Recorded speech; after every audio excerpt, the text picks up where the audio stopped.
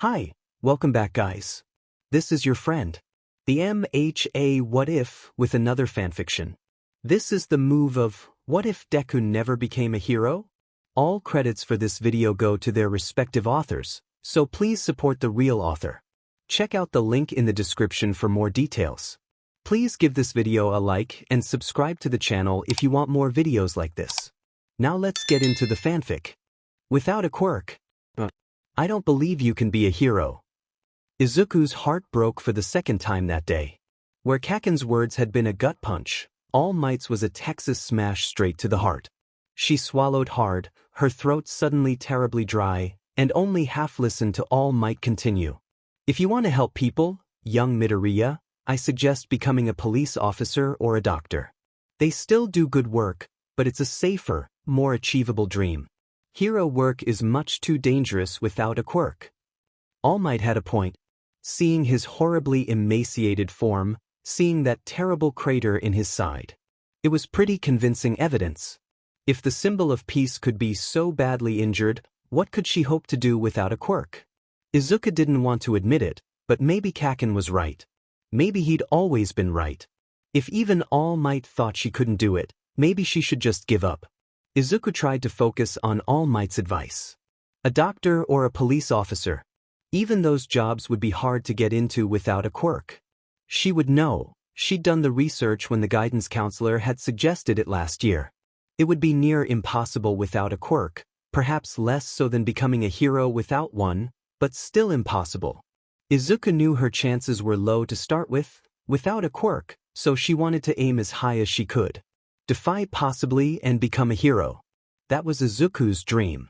Izuku's hand clenched around her notebook, crumpling a few pages in the process. But without a quirk, was there no place for her in the world? No place that would let her help others? Or was she just doomed to forever be a burden on everyone? Forever to be the one needing to be saved? Weak, helpless, worthless, quirkless Izuku. She lowered her head, eyes squinted tightly to ward off the tears that were welling there. She was a Deku, just like Kaken had always said. All Might said something more. Izuku didn't hear it over the roaring emotions in her mind. All Might left silently. And Izuku was alone on the roof. Izuku clutched her notebook tighter, as tears steadily streamed from her eyes and splattered against the roof. Maybe she'd do what Kaken told her to this morning. He was right about her being useless, wasn't he? Then he was probably right about that too. To take a swan dive off a roof, and pray for a quirk in her next life. This was a roof, Izuku reasoned, though the thought frightened her. It was probably tall enough. Was she really considering this? No one would stop her. Yes, but... Izuku stepped up to the ledge and looked out. Mizudafu was noisy and busy, like it always was, blind and ignorant to a quirkless girl's turmoil. It wouldn't care much if she did it, would it? But her mom would. And that's who mattered. Her suicide would probably play on the news. There might be a memorial at the school for a little while, a short PRD of mourning. Then she would fade away, just another number for the statistics. Her mother would grieve her for years. She wouldn't be a statistic to her. She swallowed hard at the thought. Izuku couldn't do it. Maybe Kaken wouldn't miss her, but her mom would, wouldn't she? Her mom loved her. She possibly couldn't hurt her mom like that. She never could. Kaken was wrong. All Might was wrong. They had to be. Because if they weren't, what then? Izuku took a step back and flipped open the slightly crumpled notebook in her hands to the pages that now held All Might's signature. And tore them out. A choked laugh bit through her sobbing.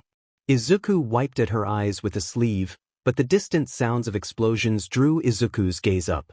The pages were forgotten, her overwhelming curiosity taking up the forefront of her thoughts. Was there a villain fight?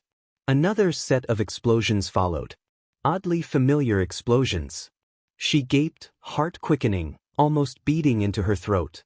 That couldn't be Kaken, could it? Izuku shoved her notebook into her bag without a second thought, torn-out pages left fluttering behind as she raced down the stairs, hoping desperately that she was wrong and Kaken wasn't in danger. Though, so stupid. What was she hoping to do without a quirk? Useless, worthless Deku tried to play hero and only got herself hurt. And Kaken had been so mad at her. Izuku wanted to just drop right where she was and sob, but willed herself to walk home, her ankle aching with each step. She should have just taken her chance and jumped, she lamented. Her mom would understand. Izuku was worthless after all. All Might had everything handled and Kaken would have been fine without her help. And yet, Izuku couldn't handle how afraid she'd been for her childhood friend at that moment. Spitting and cursing like he always was, and yet still his eyes were frightened and none of the heroes were moving. They just gawked with the growing crowd, complaining about their quirks being unsuited for fighting the sludge villain. She had to jump in, do something. She couldn't just stand on the side and let Kaken die. Her feet moved before she could command them to stop. In the end, all Izuku had done was make the situation worse. Like she always did. She was scolded and berated by the heroes and Kaken alike for her stupidity. As soon as she could get away, she ran, and managed to sprain her ankle halfway home. Izuku hiccuped a sob. Oh no, oh God, she couldn't start crying again. Her mom would be worried if she came home crying and she didn't want to hurt her mom. She would already have to lie about how she sprained her ankle, she didn't need tears to lie about too. She drew in a breath and wiped her eyes with her sleeves, steadying her breathing the best she could into a normal, slow rhythm. She plastered on a fake smile and opened the apartment door. The moment Izuku walked in, she knew there would be no lying about her ankle. Inko was watching the news, watching footage of Izuku running at the sludge villain. Apparently, the press had been there. Izuku hadn't noticed, and oh no, now it was showing the heroes reprimanding her in the background, All Might in the foreground being interviewed by a reporter. And then her mom turned around with the most heartbroken, disappointed face Izuku had ever seen. Shame and guilt surged through Izuku with that look. She had no excuses to give. Izuku, please go to your room. I'll call you when dinner is ready, and then we're going to talk about this. Understand? Her mom said coolly. It didn't match the quiver of her lip, the way she looked on the verge of crying. Izuku could only nod and scurried off to her room without a word. She slung her backpack to the ground, threw off her shoes, and collapsed onto the bed, finally allowing her tears to flow freely. Though Kaken wouldn't even look at her the next day at school. But the rest of the class more than made up for his silence. They had all heard about her stunt in one way or another, from another classmate or the news or from their parents, and they all were laughing about it. Izuku couldn't even go 10 minutes without hearing the whispers, the muffled giggling, the cruel jokes traded back and forth that Izuku knew were meant to be overheard. Even the teacher had snorted at a few. Lunch could not come soon enough. Izuku bolted from the classroom as soon as the bell rang. Evading other students as she raced through the hallway and skirted around swinging doors was a practice skill, one necessitated in avoiding confrontations with Kaken over the years. Finding an isolated spot away from the rumors and laughter was another such. The roof was usually empty, and as a result, it was often where she went to hide. However, Izuku couldn't trust herself to be on another roof ever again.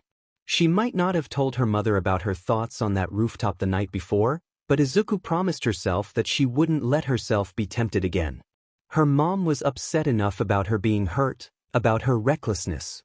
She couldn't hurt her like that again. Instead, Izuku ate lunch in the rarely used supply closet. It was cramped and musty, but over the years she'd hidden a few small comforts and treasures on the shelves, like a collection of foreign coins or the bright red feather Izuku swore looked just like one of Hawk's secondaries. For a little while, Izuku was safe from the ridicule of her classmates, tucked up in her little room. But lunch went by too fast and the rest of the school day went by too slow. Pulling the same trick of escaping the classroom at the ring of the bell didn't work a second time. Deku! Kaken caught the back of Izuku's scarf as she stood, then spun her around, and shoved her against the wall with an ugly sneer. Two other boys at his side copied the look and then moved to encircle her, Kaken directly in front of her. Izuku slid down to the floor, trembling under their looming forms. I bet you still think you can be a hero after the FING stunt you pulled yesterday, Kaken ground out. Everyone FNG saw it, Deku. Everyone saw how FNG worthless you are. Tears spilled from Izuku. Everyone had seen it. He was right. Everyone saw and everyone was laughing at her. There was no way she could be a hero, no way without a quirk, no way now that she was just a big joke to everyone. Izuku sniffled and curled into herself. You were right. Kaken stilled for a moment, fazed by her uncharacteristic concession. Then he barked a laugh. About Ifenji time. Of course I was right. Should have listened to me earlier, though. You'll never be a hero. Izuku bowed her head and sobbed, remaining slumped against the wall long after Kaken and his cronies had retreated from the classroom. Things did not improve for Izuku over the next few weeks. Izuku avoided her classmates as much as possible, but their torment followed her everywhere, even online. Somehow a few classmates had located Izuku's account on HeroBook, a site used by hero fans to speculate about quirks and the heroes that possess them, and spammed it with KYS messages and similarly uncreative, but hurtful insults. Blocking them did nothing. New accounts sprung up in their place and continued where they had left off. Izuku didn't look at HeroBook anymore. Kaken continued to mostly ignore Izuku, occasionally knocking her around, but not saying anything beyond calling her Deku and reminding her of her worthless quirkless status. If Izuku didn't know any better, she might think Kaken was checking in on her, assuring himself that Izuku had truly, finally given up, but that was ridiculous. Izuku would mildly, meekly, affirm that Kaken was right. She was a weak, quirkless, helpless Deku, and Kaken would agree, and that would be that. He never asked if she still wanted to be a hero, but it was implied. And her answer was a broken no every time. Midoriya Izuku was a footnote in the story of Bakugo Katsuki, and she had accepted it, even if it felt like her heart was in a constant state of fracturing. Kaken would go to UA and become the best hero, and forget all about his extra classmates and his useless childhood best friend. One day, Kaken would be a hero and Deku would remain a nobody. Purpose was hard to find. Izuku had dreamed so long of becoming a hero. All her skills and hobbies and passion revolved around that dream. Now that dream was abruptly gone and a gaping hole was left in its place. Nothing could fill it. Notebook 13, half filled with ideas and details on every hero or quirk she'd ever found interest in, ending in 2 torn pages, lay unopened on her desk. Hero memorabilia sat in boxes, shunted into the darkest corner of her closet. Posters of All Might were torn from walls, action figures were packed away. Her All Might bedspread was folded up and left to be forgotten in the bottom of a drawer. Even if she wasn't banned from following villain attacks, Izuku no longer felt the pull to watch and take notes. It was all pointless if she couldn't be a hero. Though, Inko would be lying if she said Izuku's sudden shift from bubbly hero banter to meek comments on mundane topics didn't alarm her. The change in her daughter's room's decor was also disquieting, as were the various hobbies Izuku had stopped engaging in altogether. Inko knew something was wrong, but Izuku had never done anything like this before, and Inko had no idea how to approach the topic with the sullen teen. After 3 weeks of this predictable, a bit worrying behavior, something changed. And not for the better. Inko woke up 6:45, made tea, and put on the morning news. A half hour later, Izuku had not come out of her room, despite usually being up by then. 15 minutes later, Izuku was still not out, and Inko decided it would best to check in on her. She knocked on the door and asked if Izuku was alright, but after a moment of silence and no verbal response, Inko went in.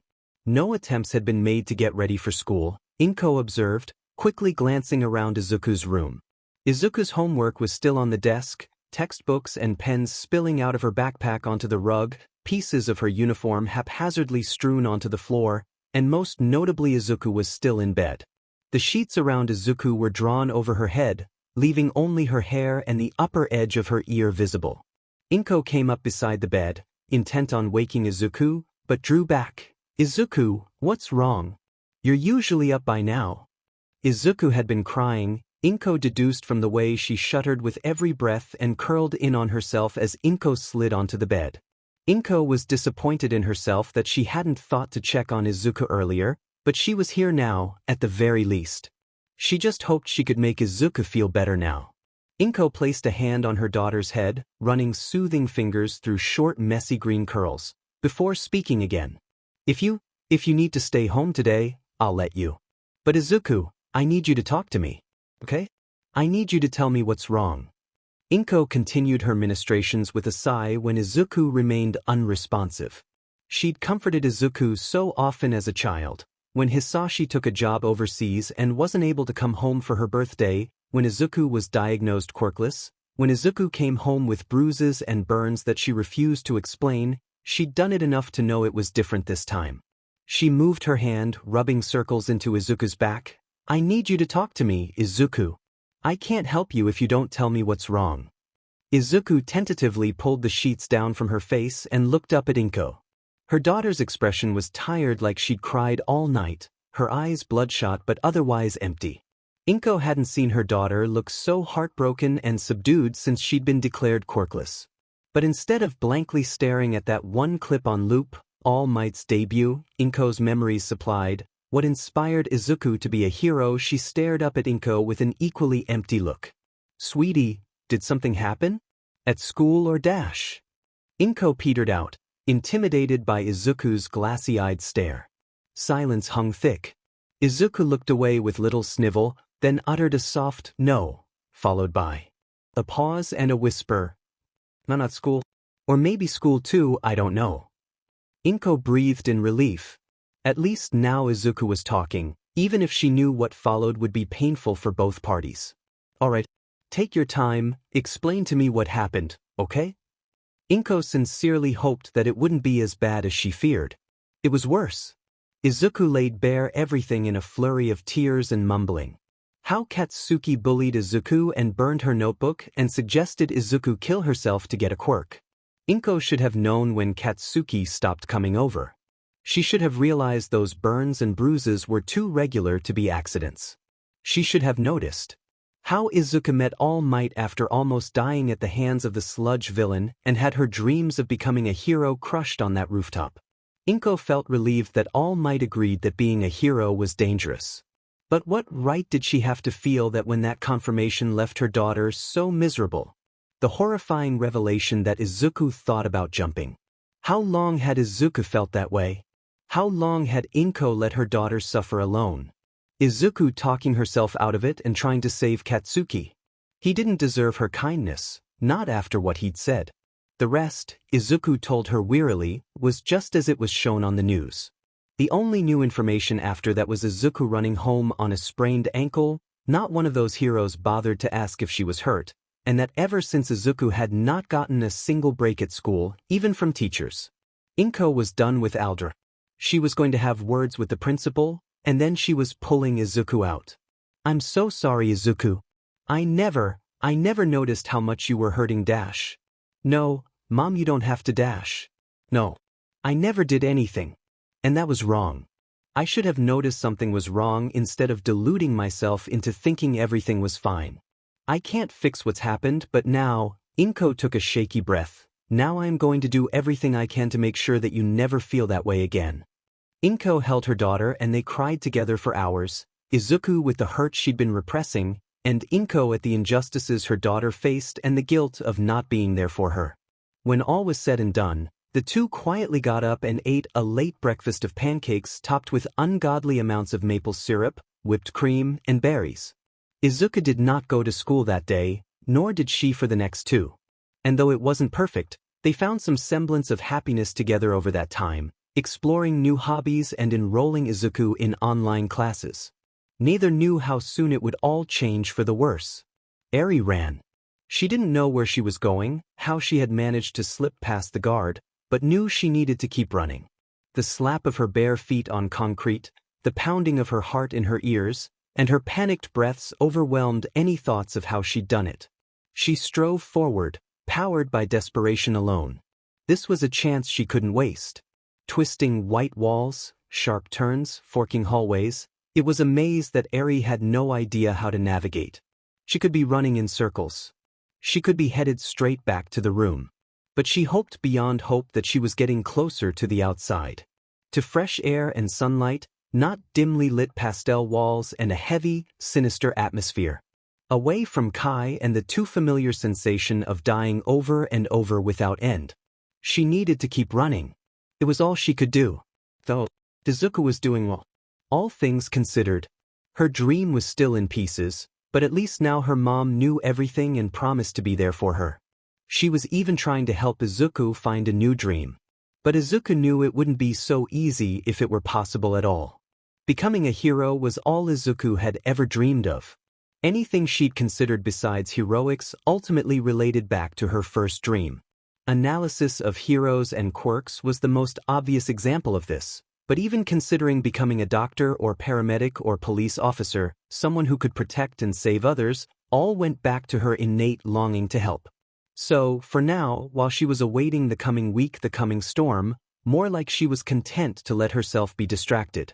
Enrolling in online classes was particularly involved, keeping her mind on trying to figure out exactly what classes she needed to take to fulfill high school requirements. Wherever she ended up going, the pull to apply to UA still lingered, even now and away from her future. Izuku was still unable to fully comprehend not needing to go back to Aldera come Monday. It was unreal to think she would be free of the stares and laughter that had followed her like a curse for the better part of a month.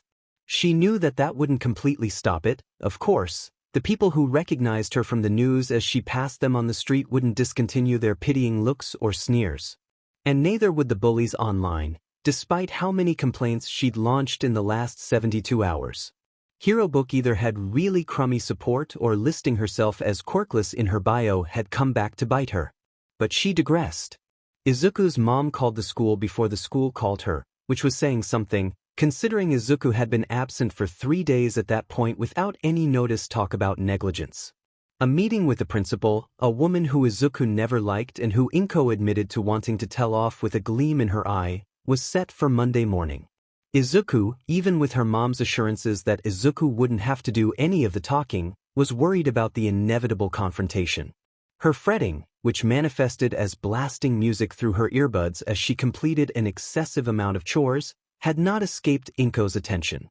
Which was why, bright and early Friday morning, she declared that they both needed to get out of the apartment and do something away from Mizudafu. An hour's bus ride later, Izuku wasn't sure if she was still in Mizudafu or in another city, but that wasn't important.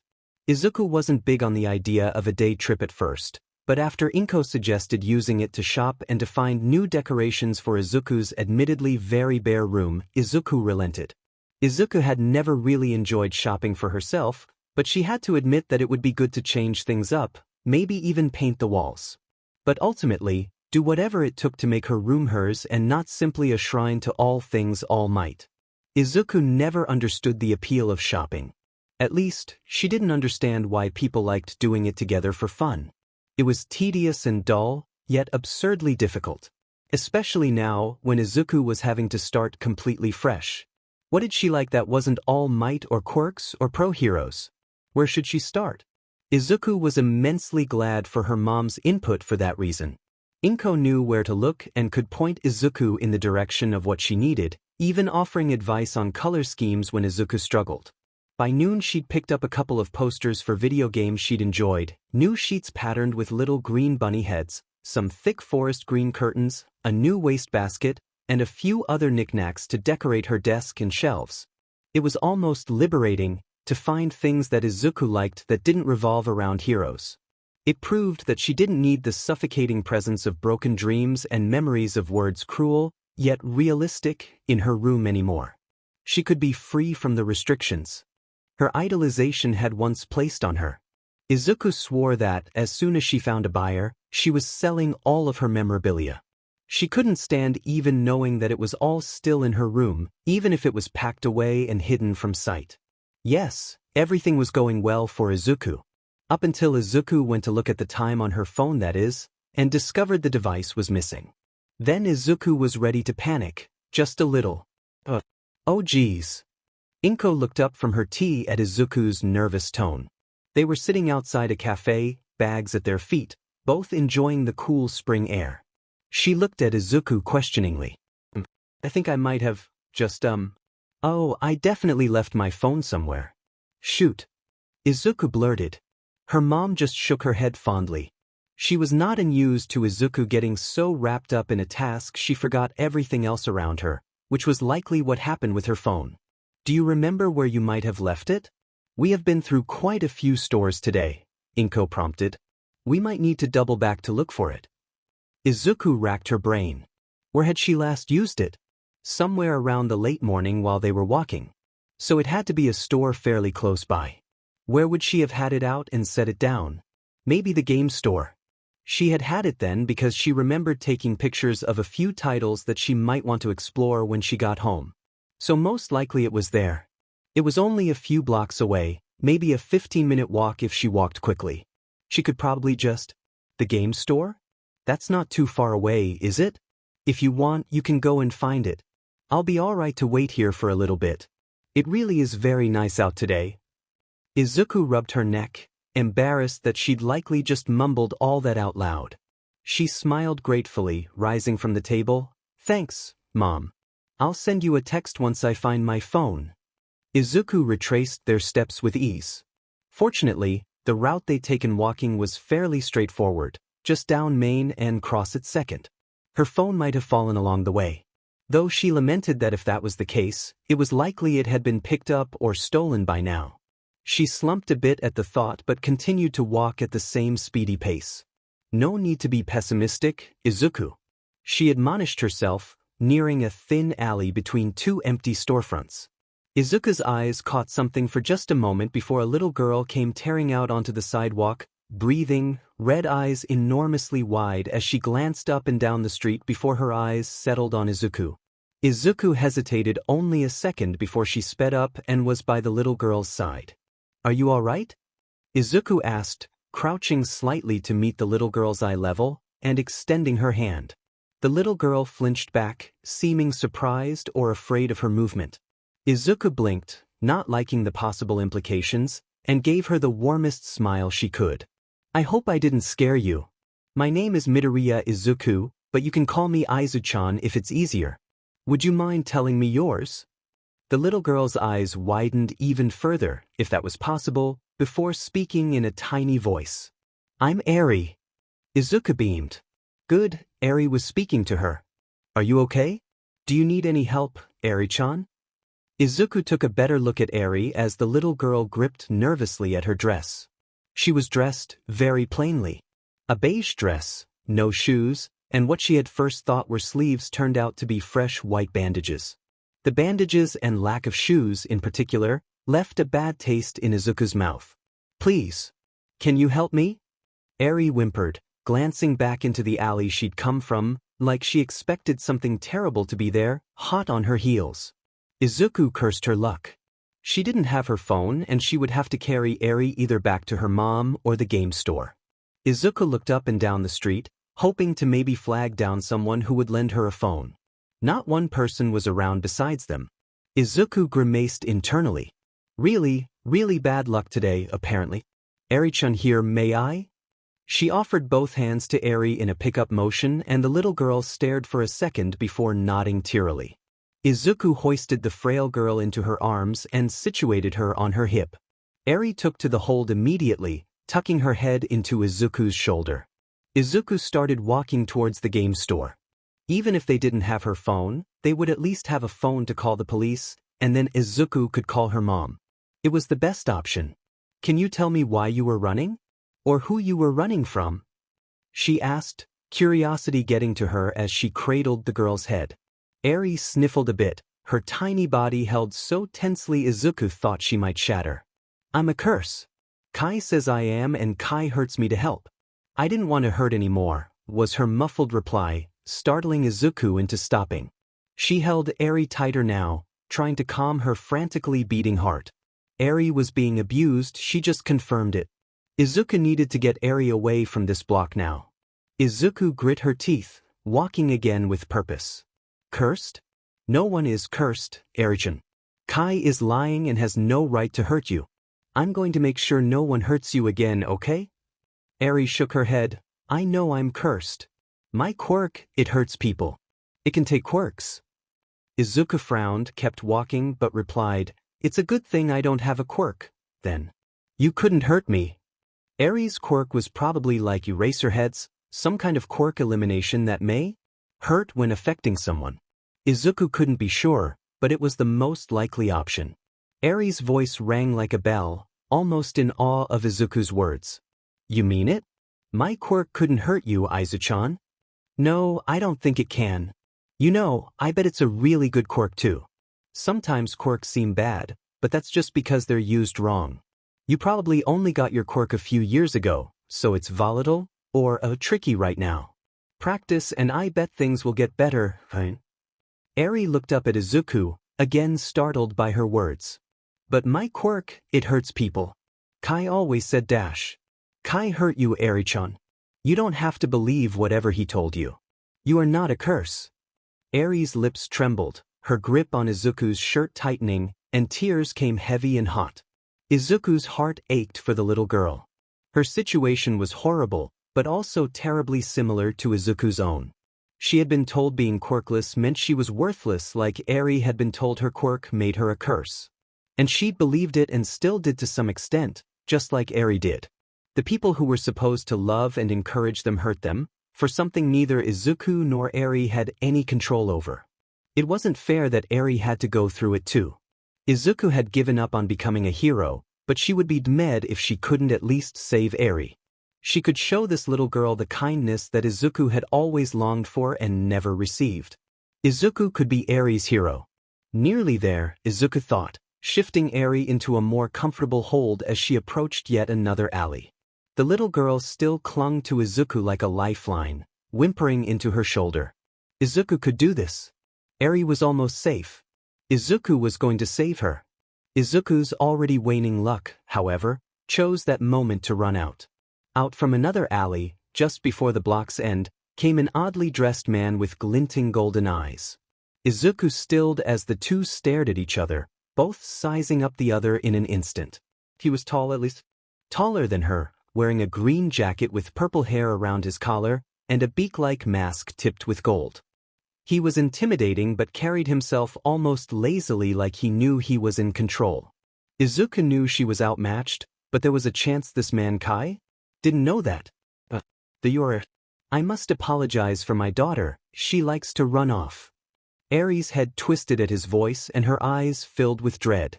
Izuku knew then she could safely assume this was Kai. Izuku kept her hold on the little girl and didn't step back even as Kai took several long strides toward them. He seemed to look past Izuku, only focused on Eri and keeping her attention as he spoke. Eri is very emotional. I'm sure she was scared when I lost her, so thank you for finding her and comforting her, Midoriya-san. Izuku tensed. She'd told Eri her name fairly early on, which meant Kai had likely heard everything, including that she was quirkless. Izuku would curse her luck again, but knew at this point she'd had no luck to begin with. Kai was very close to them now and fidgeting with the edge of one of the pristine, white surgical gloves he wore. Eri jerked in Izuku's arms and Izuku was forced to crouch so Eri could leave her arms without falling a few inches and hurting herself. But Izuku kept a hand around Eri's waist protectively, keeping her at her side. You're Kai then? A statement, not a question. Izuku could hardly keep the tremble of anger out of her tone. Kai stopped his fidgeting for a moment, and his focus turned away from Eri to Izuku. Midoriya-san, I'd rather not cause a scene, he chided, returning his attention to Eri, who was crying and shuddering in Izuku's hold, getting more anxious by the second. Come, Eri. We don't want to get your new friend into any trouble, do we? We don't want her to get hurt. Eri struggled away from Izuku, but Izuku held firm. Every hair on Izuku was on end. Kai clearly had some kind of powerful quirk, and he was holding that power over Eri's head, threatening to hurt Izuku if Eri did not comply with his demand. Izuku couldn't let Eri go, even then. Izuku couldn't just let Eri go back to Kai, back to the hurt and abuse she'd been subjected to. Kai surged forward, an ungloved hand headed straight for Izuku, only for Eri to cry out and distract him. No. Don't hurt her. I'll go with you please. Just don't hurt Izu-chan. His hand hovering over Izuku's head, Kai looked down at the little girl who had stepped between them. Really, Eri? Does she already mean so much to you?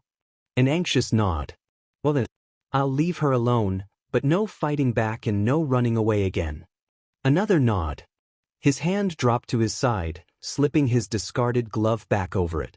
Izuku shook uncontrollably. Izuku was certain she had just come close to dying and Eri saved her, at the cost of her own happiness. Izuku tilted her head to meet Kai's steely eyes, heart beating into her throat. Midoriya-san, I would let her go now if you want me to keep my promise to Eri. With no small amount of reluctance, Izuku unwound her arm from Eri's waist, and Eri ran to Kai's side. "Can I trust you won't try to tell anyone about this, Midoriya-san? You seem like a bright young girl. You know with no other witnesses and your quirkless status that no one will believe you, don't you? You'll sound crazy." Kai mused, eyes glinting. It was the look of someone who knew they'd already gotten away with it, Izuku realized, dread pooling in her stomach. And she knew Kai was right. "Perhaps we'll see each other again soon, Midoriya-san, but until then. Eri, say goodbye to Midoriya-san." Eri's lips trembled a soft, "Bye Aizachan," before she and Kai turned down the alley he'd come from without a sound or any trace that they'd ever been there to begin with. That night, hours after Izuku found her phone and lied to her mother about why she took so long to text her, Izuku could only stare at her ceiling and recall Kai's chilling voice as he promised not to hurt her in exchange for Eri's compliance, and his subtle promise that they would meet again and soon. Chisaki Kai was going to kill Eri's current minder when he returned to the compound. And maybe the idiots who patrolled that level as well. Apparently, the threat of being overhauled wasn't enough to encourage extra vigilance concerning the child. He would have to remind his underlings of what failing him looked like. Kai wasn't looking forward to the cleanup. He strode briskly through the halls, the faintest sounds of tiny bare feet on concrete and whimpering guiding him toward the direction of the runaway child. He would let her run ahead of him for now, let her tire herself out so she would be easier to collect once he caught up to her. Kai wasn't worried about her getting out, even as he recognized the way Eri was headed was getting uncomfortably close to one of the alleys that served as an access point to the compound. Yet sure enough, the sound of a door being opened made Kai frown beneath his mask. He quickened his pace, discarding his previous confidence. If someone saw her, they could easily jump to conclusions and take Eri, which was unacceptable. Kai came through the door a second too late to see Eri on the sidewalk, talking to some unseen person. He shut the door hastily, but it, fortunately, made a sound low enough that it wouldn't frighten Eri and her new acquaintance. Kai hurried over the mouth of the alley, hoping to catch some of the conversation and evaluate if they were a threat to him. A laugh threatened to bubble out of Kai when he got a glimpse of who Eri was speaking to, a short green-haired teen girl, who introduced herself as Midoriya Izuku and told Eri she could call her Aizachan. How quaint. Now all he had to worry about was her quirk. It was unlikely it was very strong, considering her age, but caution would be best. There was no one else on the street, likely due to the time in the area, boding well for Kai. No witnesses if he had to use his quirk. The teen asked Eri if she was all right or needed help, and Eri's sideways glance down the alley nearly caught Kai, before Eri pleaded with the girl to help her. Kai hated touching dirty things like alley walls to use his quirk. He could already feel it crawling under his skin, the ugly rash that was sure to follow, but it was immensely helpful when he was trying to remain undiscovered. He slipped into the empty store beside him, whose blacked-out windows provided excellent cover, but lacked any soundproofing. He could hear every word and noise from the street, with the two girls none the wiser. The teen made some comment to the effect of asking to carry Eri, and she must have accepted, as soon only one set of footsteps on the pavement could be heard, keeping an even, but purposeful pace. The teen made some queries and was met with Eri's simplistic but incriminating answers. But one offhand comment snared Kai's attention. "It's a good thing I don't have a quirk, then." Quirkless, a rarity in this day and age, especially someone so young. And here Kai had been playing it safe, just in case she had some particularly annoying quirk that might hinder his reclamation of Eri. No, this was perfect. He could simply intimidate the teen into giving him Eri. It would be unlikely he would have to use his quirk at all, so long as he implied its existence. And even then, being quirkless and therefore seen as useless in society, another reason Kai despised hero society, it would be unlikely she could say anything to heroes or police that they would believe. His musings distracted him long enough to realize he was nearing the wall between stores and again had to use his quirk to enter the next store over to keep up with the two girls. He was glad he was almost to the next alley. Kai wanted to reclaim Eri as before anyone else happened upon her. The teen's conversation had turned to Eri's quirk, with the teen reassuring Eri that she wasn't a curse annoying. He hoped Eri wouldn't get any ideas from this girl and that he was lying. No, Kai did not lie, he manipulated Eri, but never lied. Her quirk was a curse, and his work in developing quirk-destroying bullets would change the world, cure it of the plague of quirks, and bring the shy Hasaikai back to power. Eri's suffering would bring about salvation for humanity, she just didn't understand that yet. And there was the wall. Kai reluctantly used his quirk once more and pulled his glove back over his bare hand. He would need to do some serious scrubbing when he was back in his quarters, as the start of a rash on his palm was undoubtedly the result of touching the filthy, dusty walls of the alley and empty stores. The teen's voice bled into through the alley, loud enough for Kai to reasonably assume she was close. Time to put an end to Eri's little rebellion. Kai strode onto the sidewalk and got a more thorough look at the teen girl carrying Eri. Emerald green eyes fixed on Kai and freckled cheeks went pale. Her frightened face was framed by short curly hair, a rich green bordering on black. She wore a plain white t-shirt, which Eri was currently sniveling into, with the kanji for shirt in black font. Medium-length cargo shorts and garish red high-top sneakers completed the look. Overall, rather plain.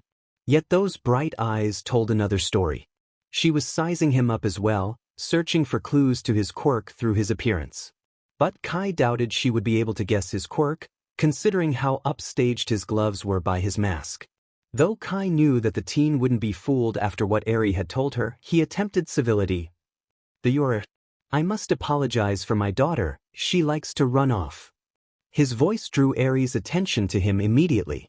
The teen remained frozen in place as he advanced toward them, while Eri clung tighter to the teen. Eri is very emotional. The teen looked unconvinced, as he'd expected. I'm sure she was scared when I lost her, so thank you for finding her and comforting her, Midoriya-san, Kai added, watching the teen closely for her reaction at his usage of her name. Kai was not disappointed. The teen tensed up and her eyes went wild with panic, the growing aura of dread around her almost palpable. But Kai was growing bored of the teen's silent fear, and so looked to Eri to assure her attention was still on him and began deliberately pulling down on the edge of his glove. Eri's reaction was immediate, frantically pushing out of the teen's hold, much to the teen's consternation. Eri had only managed to get onto the sidewalk in the end, with the teen keeping Eri huddled at her side. You're Kai then? The teen stated, breaking her petrified silence. Her voice was trembling, but Kai was surprised to find it not with fear, but anger. Fascinating, how quickly the teen had become so defensive of Eri. But it was no matter, knowing what he knew now. The quirkless teen could be stubborn all she wanted, but Kai would be taking Eri back one way or another. He smiled wide beneath his mask, relishing in her hesitancy to speak again. He took quick stock of his surroundings while she cowered. Once he'd been assured there was still no one to see them, he provoked Eri once again. Midoriya, I'd rather not cause a scene, he chided, knowing full well there was no one to cause a scene for. Eri continued to struggle against the teen, distressed tears falling from the little girl's eyes in droves. Come Eri. We don't want to get your new friend into any trouble, do we? Kai lowered his tone menacingly, then drove it home by removing another finger from his glove. We don't want her to get hurt. But the teen still wouldn't budge, even with Eri fighting her hold, even while quaking in fear of Kai. Her eyes burned with the smallest spark of determination. It annoyed him. He pulled the final finger of his glove from his hand and lunged. Even as the teen saw his movement, there was a resolution in her eyes that he ached to destroy. But Kai stopped before reaching her head, interrupted by Eri's screams for him to not hurt her, Aizu-chan. Panicked promises to listen and obey him so long as the teen was safe. He was struck by Eri's unusual show of courage. To get between him and a victim was unlike her. It was clear that Eri had bonded with the teen, in a way none of her minders had managed before. Eri had long since stopped reacting to threats to her well-being but was made compliant when one teenage girl, who had protected her for less than 5 minutes, was threatened. And wasn't that interesting? He could exploit that, keep Eri tied to him through the fear of someone else getting hurt for her little rebellions. Perhaps this rather annoying event had a silver lining. Though Eri was between them, the teen was still holding Eri in front of her, but much looser than before. Kai taunted Eri, keeping his hand poised over her precious Aizen. Really, Eri? Does she already mean so much to you? Eri nodded violently. Well then, I'll leave her alone, but no fighting back and no running away again. Another nod. Kai took a minuscule step back, simultaneously dropping his hand to his side and slipping his glove back over it. The teen trembled worse than before, shaking some Eri in the process. He was sure it would be easy to convince the teen to let Eri come to him now that she was so thoroughly intimidated. Midoriya-san, I would let her go now, if you want me to keep my promise to Eri. There was still some hesitance from the teen, but ultimately begrudging resignation when she released Eri. Heartbroken was the perfect description of the teen's expression. Heartbroken and ashamed, as she watched Eri run to his side. Kai was pleased to see his previous observation of Eri's attachment worked both ways. The teen could be manipulated by Eri's well-being, just as Eri could be by the teen's. It was obvious that the teen, had she not had Eri's safety to think about, would have defended her with her life. Though Kai doubted that it was truly necessary, he felt one final threat was in order to assure the teen's silence. The teen was smart enough to keep quiet, despite her obvious hero complex, but it was too tempting not to antagonize her further. Can I trust you won't try to tell anyone about this, Midoriya-san? You seem like a bright young girl. You know with no other witnesses and your quirkless status that no one will believe you, don't you? You'll sound crazy. A nearly imperceptible swallow affirmed the teen's understanding. But Kai couldn't resist taunting the teen even further, to savor her growing distress for a minute longer. Perhaps we'll see each other again soon, Midoriya-san, but until then. He squeezed Eri's shoulder hard. Eri, say goodbye to Midoriya-san. Absolute horror consumed the teen's entirety and Kai could not help the grin stretching across his lips as he skirted Eri to the alley, Eri's pitiful goodbye the only sound made between the three of them. Kai's promise wasn't idle, the teen could be sure of that. Plans were forming in the back of his mind, and all of them hinged on the acquisition of Midoriya Izuku. Did not come easily to Izuku after her encounter with Kai. Too often Izuku would wake up paralyzed, a scream at her lips and tears in her eyes, reliving that Friday afternoon with intense clarity, Eri's frightened, tear-streaked face. Kai's hand hovering just above Izuku's head while Eri screamed. An ominous promise of a future meeting. Eri's meekly whispered goodbye. Even awake, Izuku could not escape. Dread pooled in her belly whenever she thought of Kai. Thought of Eri. Thought of how useless she'd been then, how her heart had sunk when Eri had stepped in front of her, begging Kai not to hurt her. Shame and anger boiled in her blood as she recalled Eri running back to that monster, Izuku unable to do anything more than watch. Izuku hadn't been able to protect Eri from Kai then, and now Izuku feared she wouldn't be able to protect herself from him either. But if staying out of Kai's grasp meant she could help Eri, Izuku would do her damnedest, regardless of self-doubt. With sleeping and exercise in futility, Izuku poured every ounce of her energy into researching ways to protect herself, bouncing between advice on avoiding stalkers and preventing kidnapping attempts to videos on basic self-defense. The longer Izuku could avoid Kai, the more time she had to find a way to rescue Eri. Izuku had considered telling her mom about Eri and Kai. Every time her mom came to check in on her before bed or when they ate meals together or watched television in the evenings, she debated it, weighing the pros and cons. On one hand, it was the smartest thing, the safest thing to do. Every single website she checked said to inform relatives and friends if you thought someone was stalking you, both so they couldn't accidentally give away information and so they could be on the lookout for that person as well. But on the other, Izuku couldn't shake the fear that her mom wouldn't believe her. Or worse, that Inko would believe her and try to go to the police or the heroes for help. The police wouldn't help and Izuku doubted the heroes would pay her story any mind either, especially if they knew about the sludge villain incident.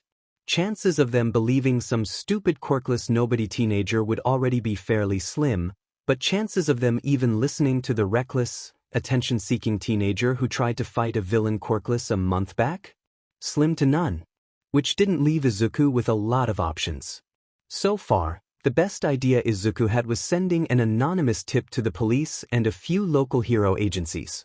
Anonymous tips, though, were no guarantee. Even if a hero or officer read her tip, Izuku worried her lack of detail would mean immediate dismissal.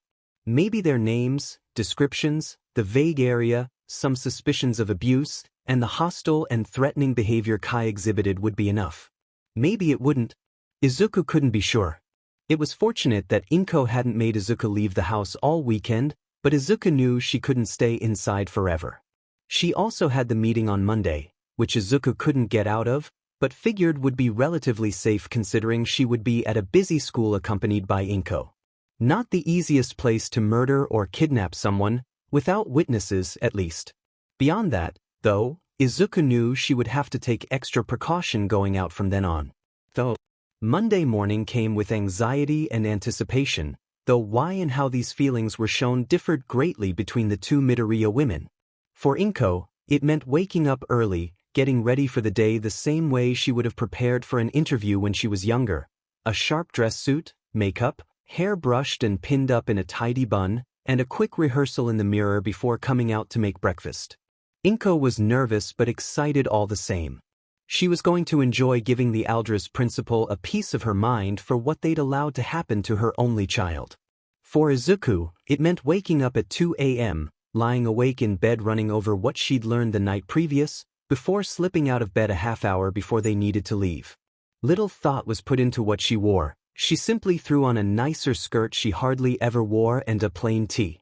She put some effort into taming her curly nest of hair, before deciding it was a losing battle as always, and went out to join her mom for breakfast. Izuku wasn't paranoid, but she was plenty trepidatious. This would be the first day she'd been out since her encounter, and Izuku wasn't wholly sure what to expect from it. Was it safe, even with her mom at her side, even going to a busy area? Kai knew her name, it wouldn't be difficult to find her apartment or school, and after 2 days he likely already had. But Kai was intelligent and cautious, seeming unwilling to risk creating witnesses.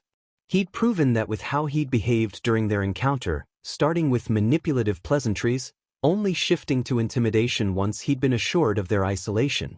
Little conversation was had over breakfast, but neither minded. Inko was too busy fretting over what she wanted to say, and Izuku was too tired to care about a relatively trivial thing like a school meeting when she had a little girl to save and a potential murderer to avoid. Though Deku hadn't been to school since Tuesday, and Katsuki was not sure how to feel about it. He definitely wasn't concerned or any of that bullshit, but the nerd rarely missed school. No one could say why either. The teachers called her name, marked her absent, and moved on. No reasons given. Despite how annoying it was when she did, it was effing weird not to have Deku trailing after him. Not that she'd done that the last few months. Some extras joked about Deku taking Katsuki's advice. And he hoped not. He didn't actually mean what he said. He was at his wit's end with her bullshit that day. There was no DMN way Deku could get into UA without a quirk, and he was insulted by the simple fact that she was still going to try anyways. Like she thought she was better than him. So yet it slipped out. She'd get over it. Then that DMN slime villain shitshow happened. He remembered being said, both at Deku's idiocy and himself for his own weakness, when he confronted her the next day. Katsuki wouldn't admit it, but it was startling to hear, "You were right," from her. After years of Deku trailing after him, never wavering in her stupid ideas about becoming a hero, believing they were somehow equal, she had finally given up. He didn't believe it for a second. Yet, in the following months, Katsuki's disbelief faded. Deku was practically a ghost, meek and frustratingly silent. Nothing he said or called her was denied. She rolled over and took every insult without a fight. Not once did the teacher bring up Deku's intention to go to UA again, and the nerd never had that stupid hero notebook with her anymore. Something was off with Deku, and then she went and disappeared. Katsuki hated and feared the implications. Deku wouldn't actually do it, would she? Maybe the extras had a point. Though Monday marked the 5th day Deku wasn't at school. Katsuki liked getting to school early. Before school was the best time to ask teachers about homework or projects, and if he had none or finished early, it meant he could spend a blessed few minutes away from the hag and all the extras. Today, however, he had a different reason to come early. On Thursday, while bringing some paperwork to the office for a teacher, Katsuki overheard a phone call with the principal. Katsuki hadn't put it together immediately, not until Deku's name was tossed in, but Auntie Inko was the person on the other end. And she'd requested a meeting about Deku. A meeting about Deku didn't mean she was dead, Katsuki understood. But it didn't mean she was okay either. Katsuki burned with curiosity, and only by coming early and seeing Deku for himself could douse the fire. Katsuki spotted Deku sitting outside of the principal's office, and a wave of frustration and relief crashed over him. Of course Deku wouldn't be FNG stupid enough to listen to him. She never listened to him when he told her to F off when they were little, so why would she have listened then? Where the hell have you been, Deku? Deku's head shot up in his direction and she stared like a deer in the headlights. But Katsuki wasn't braking to avoid this particular deer. He sped towards her, furious, palms popping with tiny explosions until he was only a few inches away. Deku's stupidly wide eyes widened exponentially, but she remained stunned in place. "Oh, hi, Keikikaken." She stuttered pathetically after a second, not answering his question in typical Deku fashion. He got right in her face and repeated himself. "Where the effing hell have you been, shitty nerd? You were gone for 4 effing days and no one would even say why." Deku shrunk in on herself, muttering something inaudibly. Had Katsuki mentioned how frustratingly quiet she'd been lately? How annoying it was. "Huh? FING speak up, Deku." Izuku was only slightly louder, but at least then he heard what she said. Not feeling well? What a load of horseshit.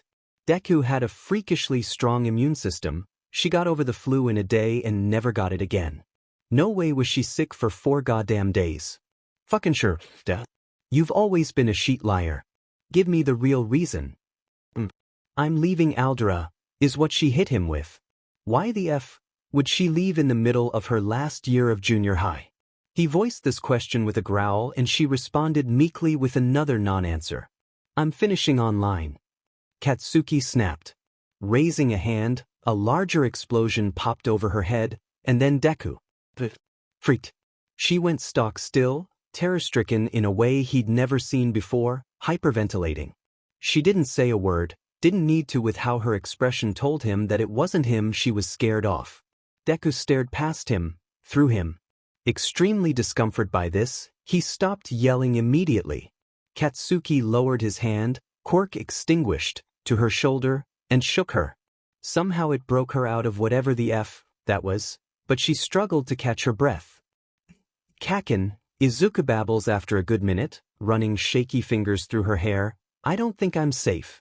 But I might be wrong, I'm probably wrong, but Kaken, if something happens to me, Can you promise me you won't say anything to anyone unless something happens to me? They think I'm crazy or a liar or dash."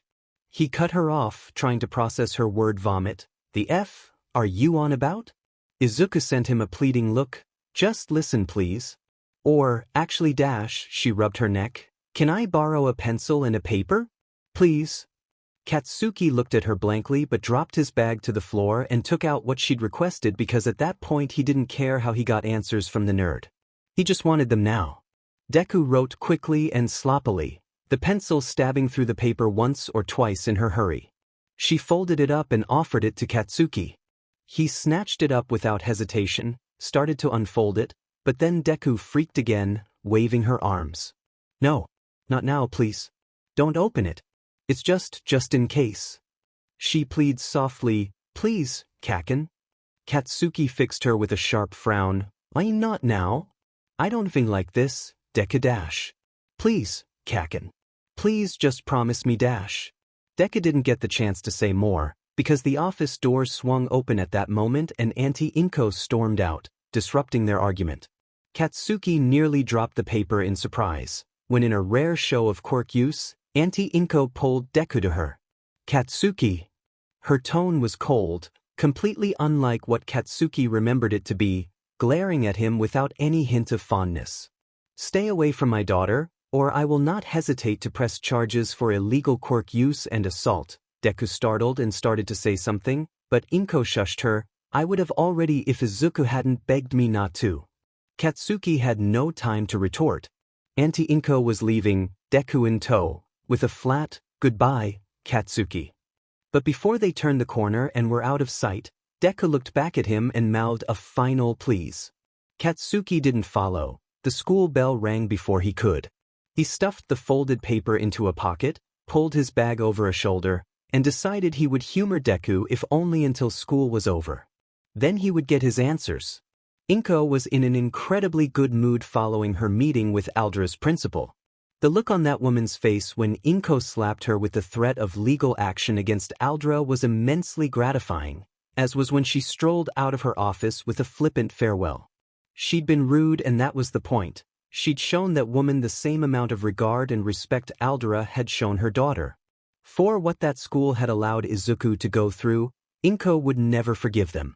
Yet, as she strode from the principal's office into the main office, her mood turned sour.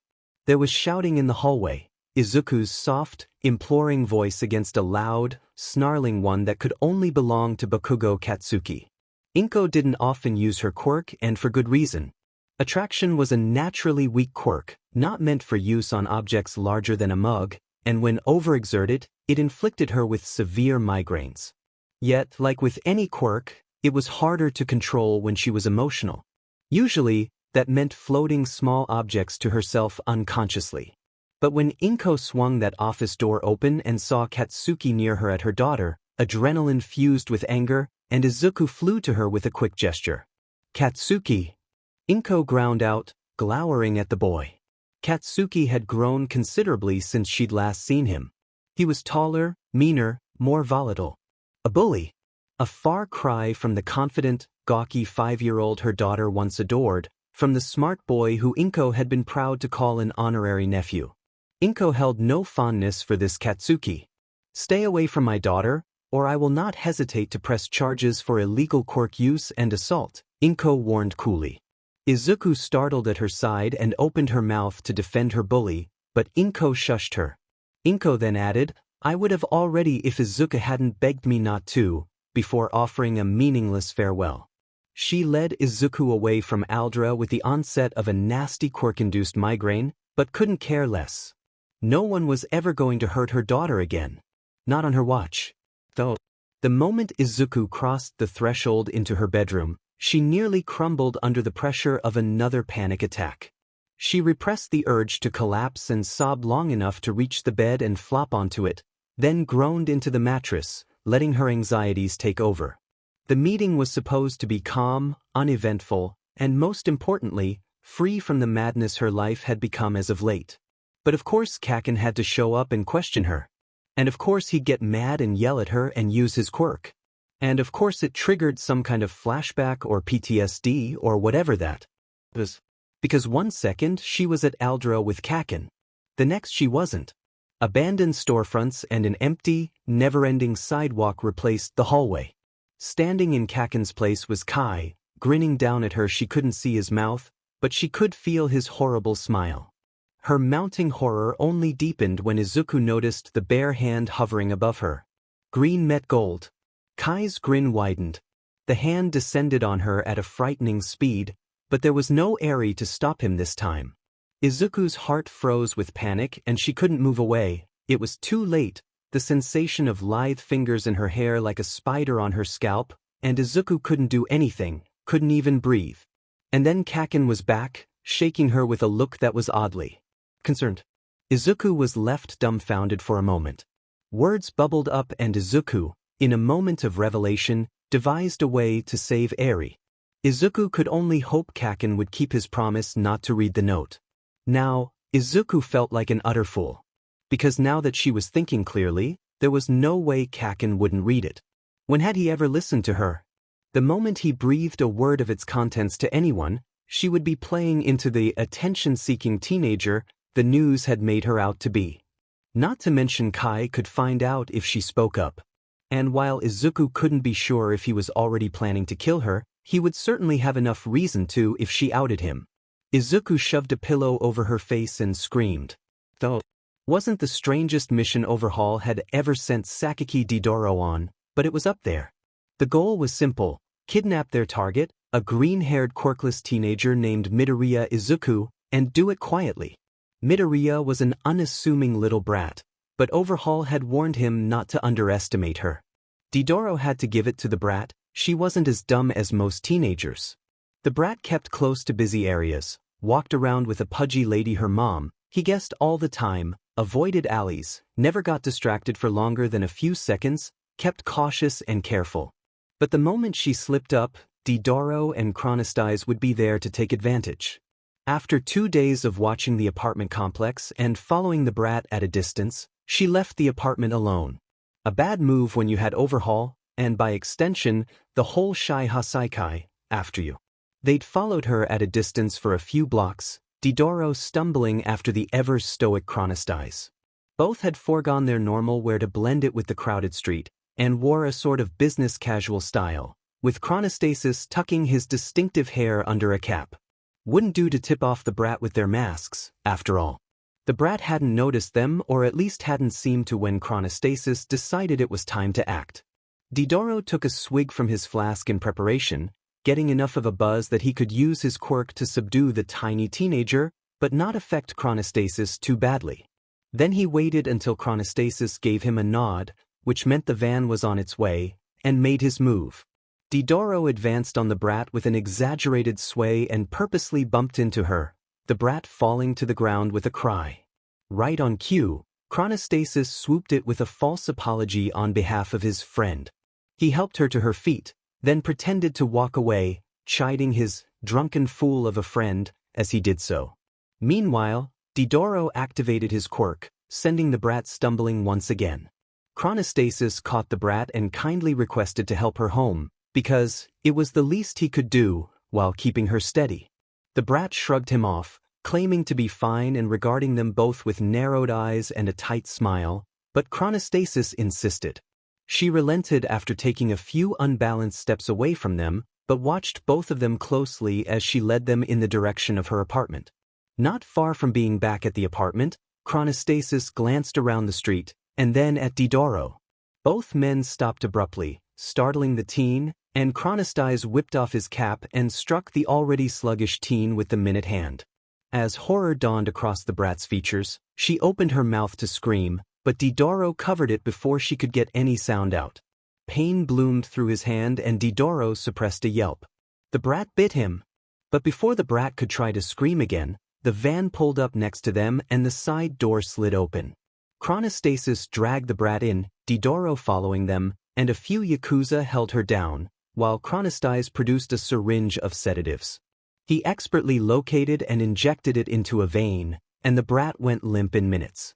Didoro smiled in spite of his throbbing hand. Overhaul would be pleased. Though, by the time Katsuki found Deku's note, crumpled up in the bottom of his school bag, it was too late. He'd only just finished reading through it, growing more and more alarmed by its contents when the hag yelled at him to come down from his room. Inko just called, "Brat. Izuku-chan is missing." Deku's words came back to him, words he should have paid closer attention to in an instant. "I don't think I'm safe. And, if something happens to me, can you promise me you won't say anything to anyone unless something happens to me?" And Katsuki was out the door and sprinting toward Deku's apartment, the hag calling after him. When Katsuki arrived, he stood dumbly, taking in the scene. Police were gathered around the Midoriya apartment. One officer was consoling Auntie Inko, while another attempted to take her statement. Other officers were inspecting the area, interviewing neighbors. One of those officers approached Katsuki, asked why he was there. Katsuki felt the paper between his fingers, full of names and details he should have read sooner, and shoved it into her hand. Izuku gave me this 2 days ago. Said some sheet about not feeling safe. I think this guy, Kai, she mentioned that name in this, I think he's why she's missing. The officer hurriedly thanked him, requested Katsuki to stay where he was, and ran off to bring the new information to the others. Katsuki did as he was told for once in his life, the shame and guilt sitting heavy like a stone in his gut, keeping him rooted in place. Deku was really gone this time. And Katsuki was too late to save her. Izuku woke up in the dark, feeling better rested than she had in weeks.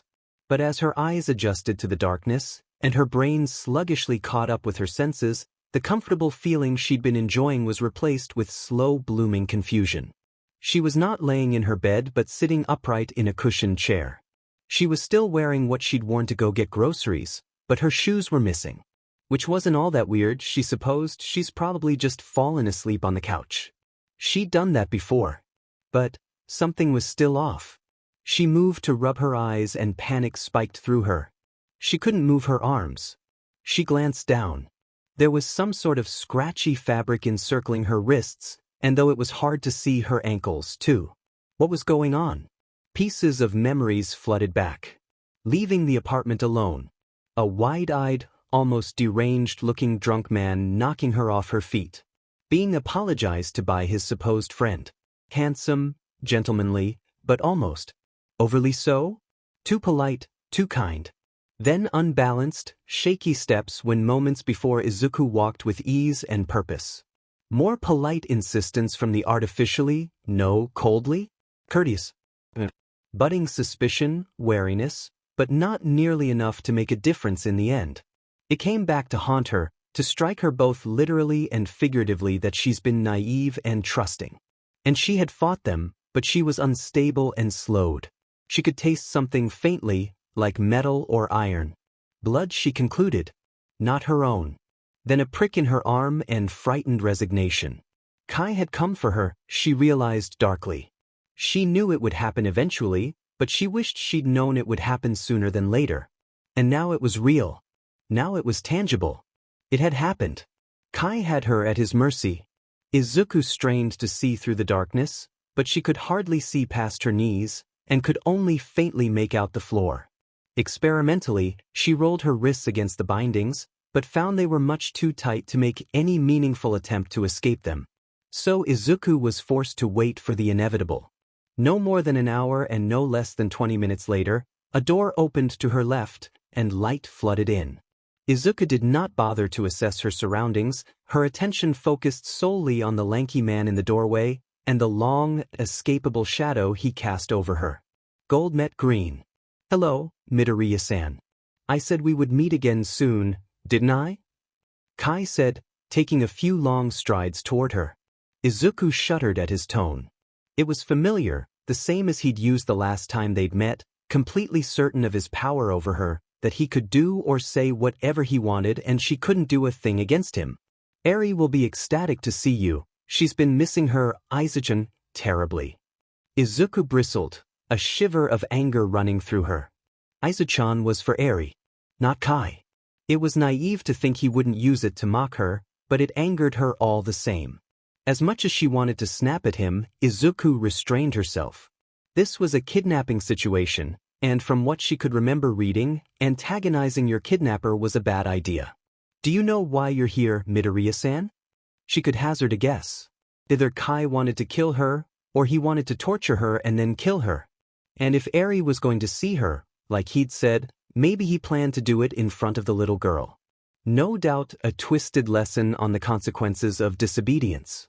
But Izuku didn't risk voicing her suspicions, dreading Kai's confirmation. No. Why? Izuku clipped, with more indignation than she'd intended slipping through. Kai sighed, disappointed or irritated, Izuku couldn't be sure which, and answered. You left quite the impression on Eri, Midoriya-san. She has been very concerned that I wouldn't keep my promise not to hurt you, you know. She's been so very docile and compliant, wonderfully well-behaved. He stood too close. Spoke too softly. Can you see why I'd want to keep such a good influence close? I want to use you to control Eri, he did not say, but there was no other way to interpret his words. Izuku wanted to be sick. It wasn't a possibility that had ever crossed her mind, but it made a disturbing amount of sense. Remove a witness, but also gain a useful tool, leveraging Izuku's well-being to keep Eri obedient. Izuku only wanted to help Eri, to save her. She'd never wanted to become another thing used to hurt her. Yet that was exactly the role Kai had designated for her and expected her to play. Her anger boiled over, any attempt at restraint dissolving instantly. You monster. Izuku spat. I'm never going to let you use me to hurt her. Kai tisked, unfazed. That's not how this works, Midoriya-san. Eri is attached to you. His eyes flashed to her shirt and Izuku flinched, realizing suddenly that it was the same one she'd worn when he'd first encountered her. She hadn't washed it, and where Eri had cried into it was still slightly wrinkled and dirty. And I'd say it's safe to assume you are attached as well. You wouldn't dare do anything to hurt her, and Eri wouldn't dare do anything to make me break my promise. I believe I said so before, Midoriya-san, but you seem like a bright young girl. You certainly proved that with how long it took chronostasis to acquire you, that little note you left with your friend was clever too. Izuku inhaled sharply. How did Kai know about the note? Just how long had she been out? Not that I'm worried, seeing as that note was conveniently misplaced. That pesky anonymous tip as well. Izuku paled. Kai had people in the police force. Her best shot at saving Eri was gone. Her stomach felt hollow. How far did his influence reach? How powerful, how dangerous, was Kai really? Izuku needed to know, but God, if she wasn't terrified of those answers. Kai stood inches from her, eyes lowered and thin eyebrows downturned. Please understand that attempts at cleverness like that here will not be tolerated, Midoriya-san.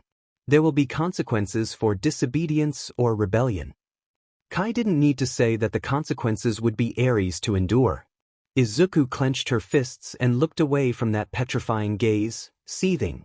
Eri would never be truly safe here with Kai, even if Izuku behaved perfectly. Abuse didn't work like that. As long as you follow my rules, Kai murmurs, suddenly a whole lot closer than before, almost in her ear, you won't have any reason to worry. Izuku jerked away violently, wrists pulling painfully against her bonds. Kai didn't laugh but huffed an amused note. She shuddered, averting her eyes once more. The first should be simple to follow, no escape attempts. You will be staying with Eri in her room and neither of you is to leave unless skirted by me or chronostasis. I've already warned you of the consequences of disobedience. Kai said, an edge of warning to his tone. Second, you will be responsible for minding Eri while I'm busy with other matters. Keep her clean and out of trouble. You'll be allowed to make requests for things to entertain yourselves with, but don't think I won't be very carefully monitoring what you request. He paused. Do you understand so far, Midoriya-san? Izuku gave a slight nod. He continued, third, I will not tolerate you not giving Eri silly ideas like you did on our first meeting. I did not lie to Eri, Midoriya-san. Quirks are a disease, a curse on humanity. But Eri's is useful to my goals. For a second dumbfounded confusion overwhelmed her fear, and Izuku looked up, wide-eyed and blurted, but quirks aren't a curse, they're appealing and helpful and dash. Enough, Kai sniped, annoyed by her interruption. You've clearly been sold the same garbage the rest of society has. Heroes and villains, they're all symptoms of the disease of quirks. You should count yourself lucky, Midoriya-san, to be quirkless. Lucky? Izuku couldn't help the disbelief that filled the word. I'm not lucky. If anything, being quirkless is a curse dash. Oh, and what do you mean by that? Izuku shut her mouth, but Kai's expectant stare was unwavering. She was being stupid, he wanted her to react. He wanted to antagonize her. Why else would he call her quirklessness lucky? Maybe he believed quirks were a curse, but even he said they were useful. Without a quirk, Izuku was less than worthless. Except, she wouldn't be here if Kai hadn't thought she would be useful for something. Figures that the first time she was useful to anyone it would be a villain, using her as a tool to hurt a little girl. The moment of tense silence that followed was broken by an exasperated noise from Kai. I know plenty about the treatment of the quirkless in this hero society. It doesn't surprise me that you would think your lack of quirk made you cursed or worthless. It's all you've ever been told. I bet you've even been treated like a disease, like your quirklessness was infectious. Izuku swallowed. Kai knew somehow. She didn't know how, but he knew and she hated how right he was. I can't blame you for not seeing quirks the way I do. Few do. But the way I see it, the quirkless are blessed. They're clean of the disease of quirks, they don't need a cure. They're pure. Blessed, Izuku hung on that word. Kai said it without a trace of sarcasm. Did he actually believe what he was saying? That he thought her quirklessness was a good thing? No, that was ridiculous. It had to be. But God, if it wouldn't be just her rotten, non-existent luck that the first person to not belittle her for her quirklessness was a villain.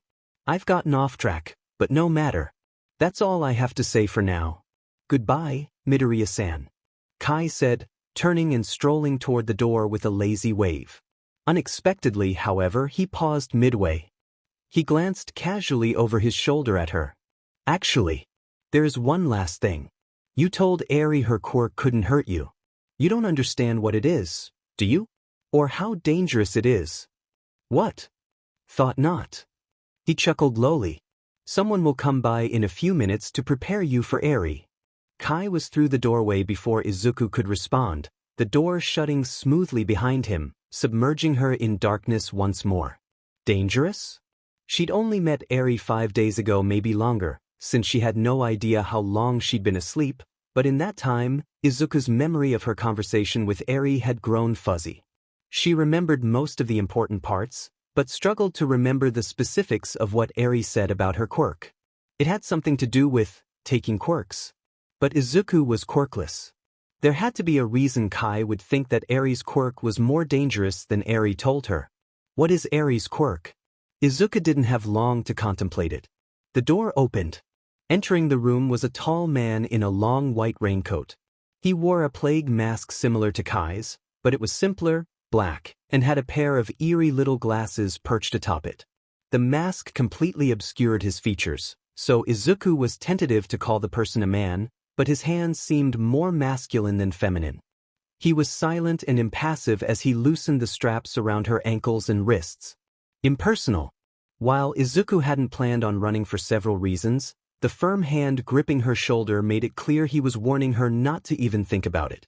He led Izuku outside to where a woman wearing a simple blue medical mask and scrubs was waiting. She had straight creamsicle orange hair and pale lemon yellow eyes that widened almost imperceptibly as they fell on Izuku.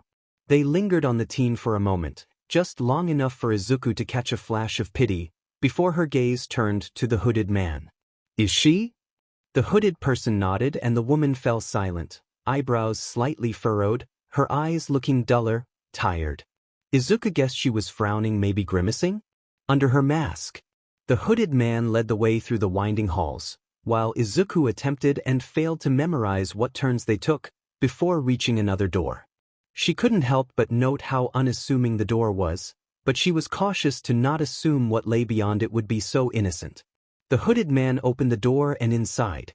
Inside was a washroom.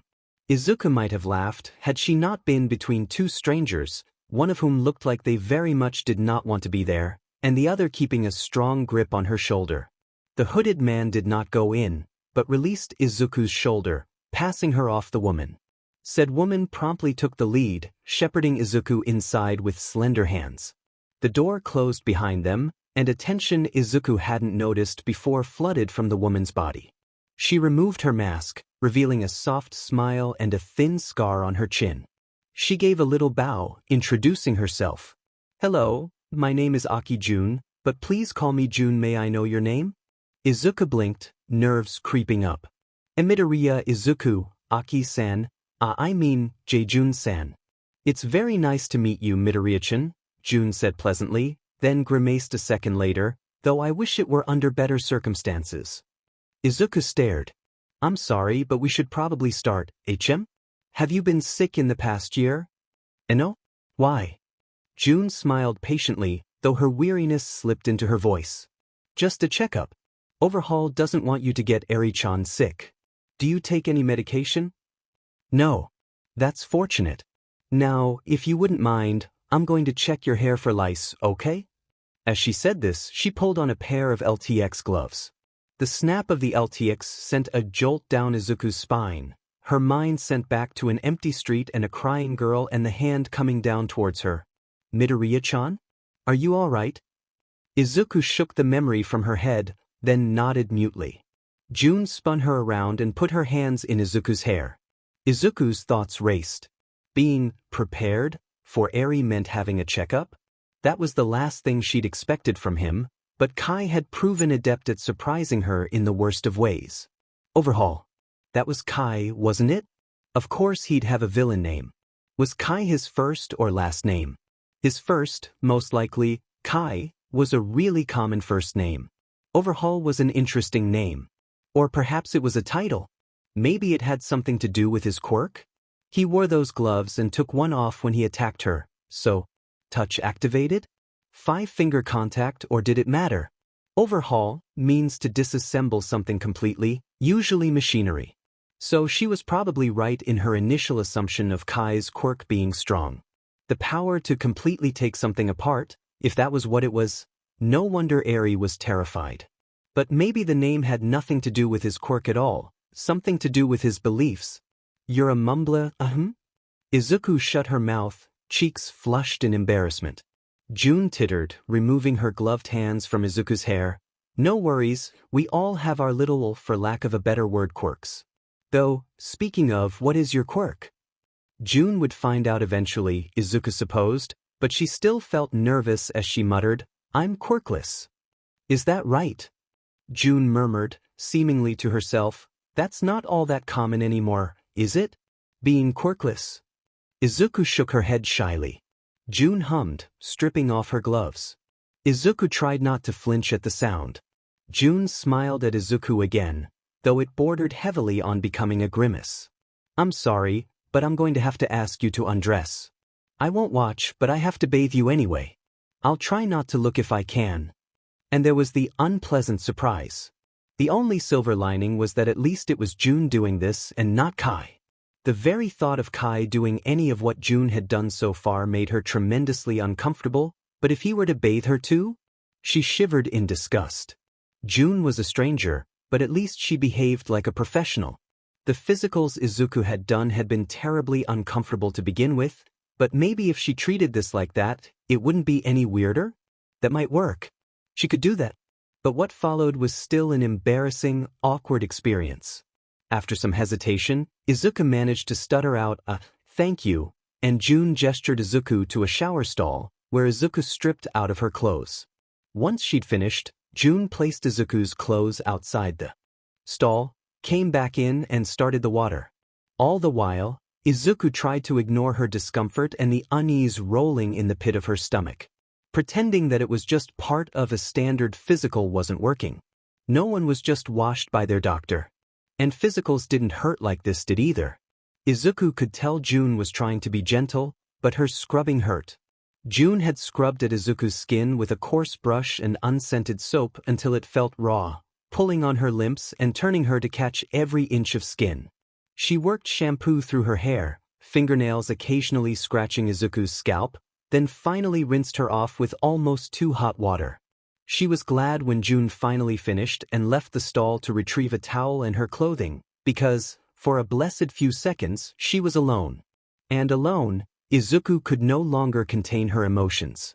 Izuku hugged herself, at first just trying to keep warm, but quickly shifted to burying her head into her arms, sinking to the floor. Why was this happening to her? Why was this happening to an insignificant, quirkless girl like her?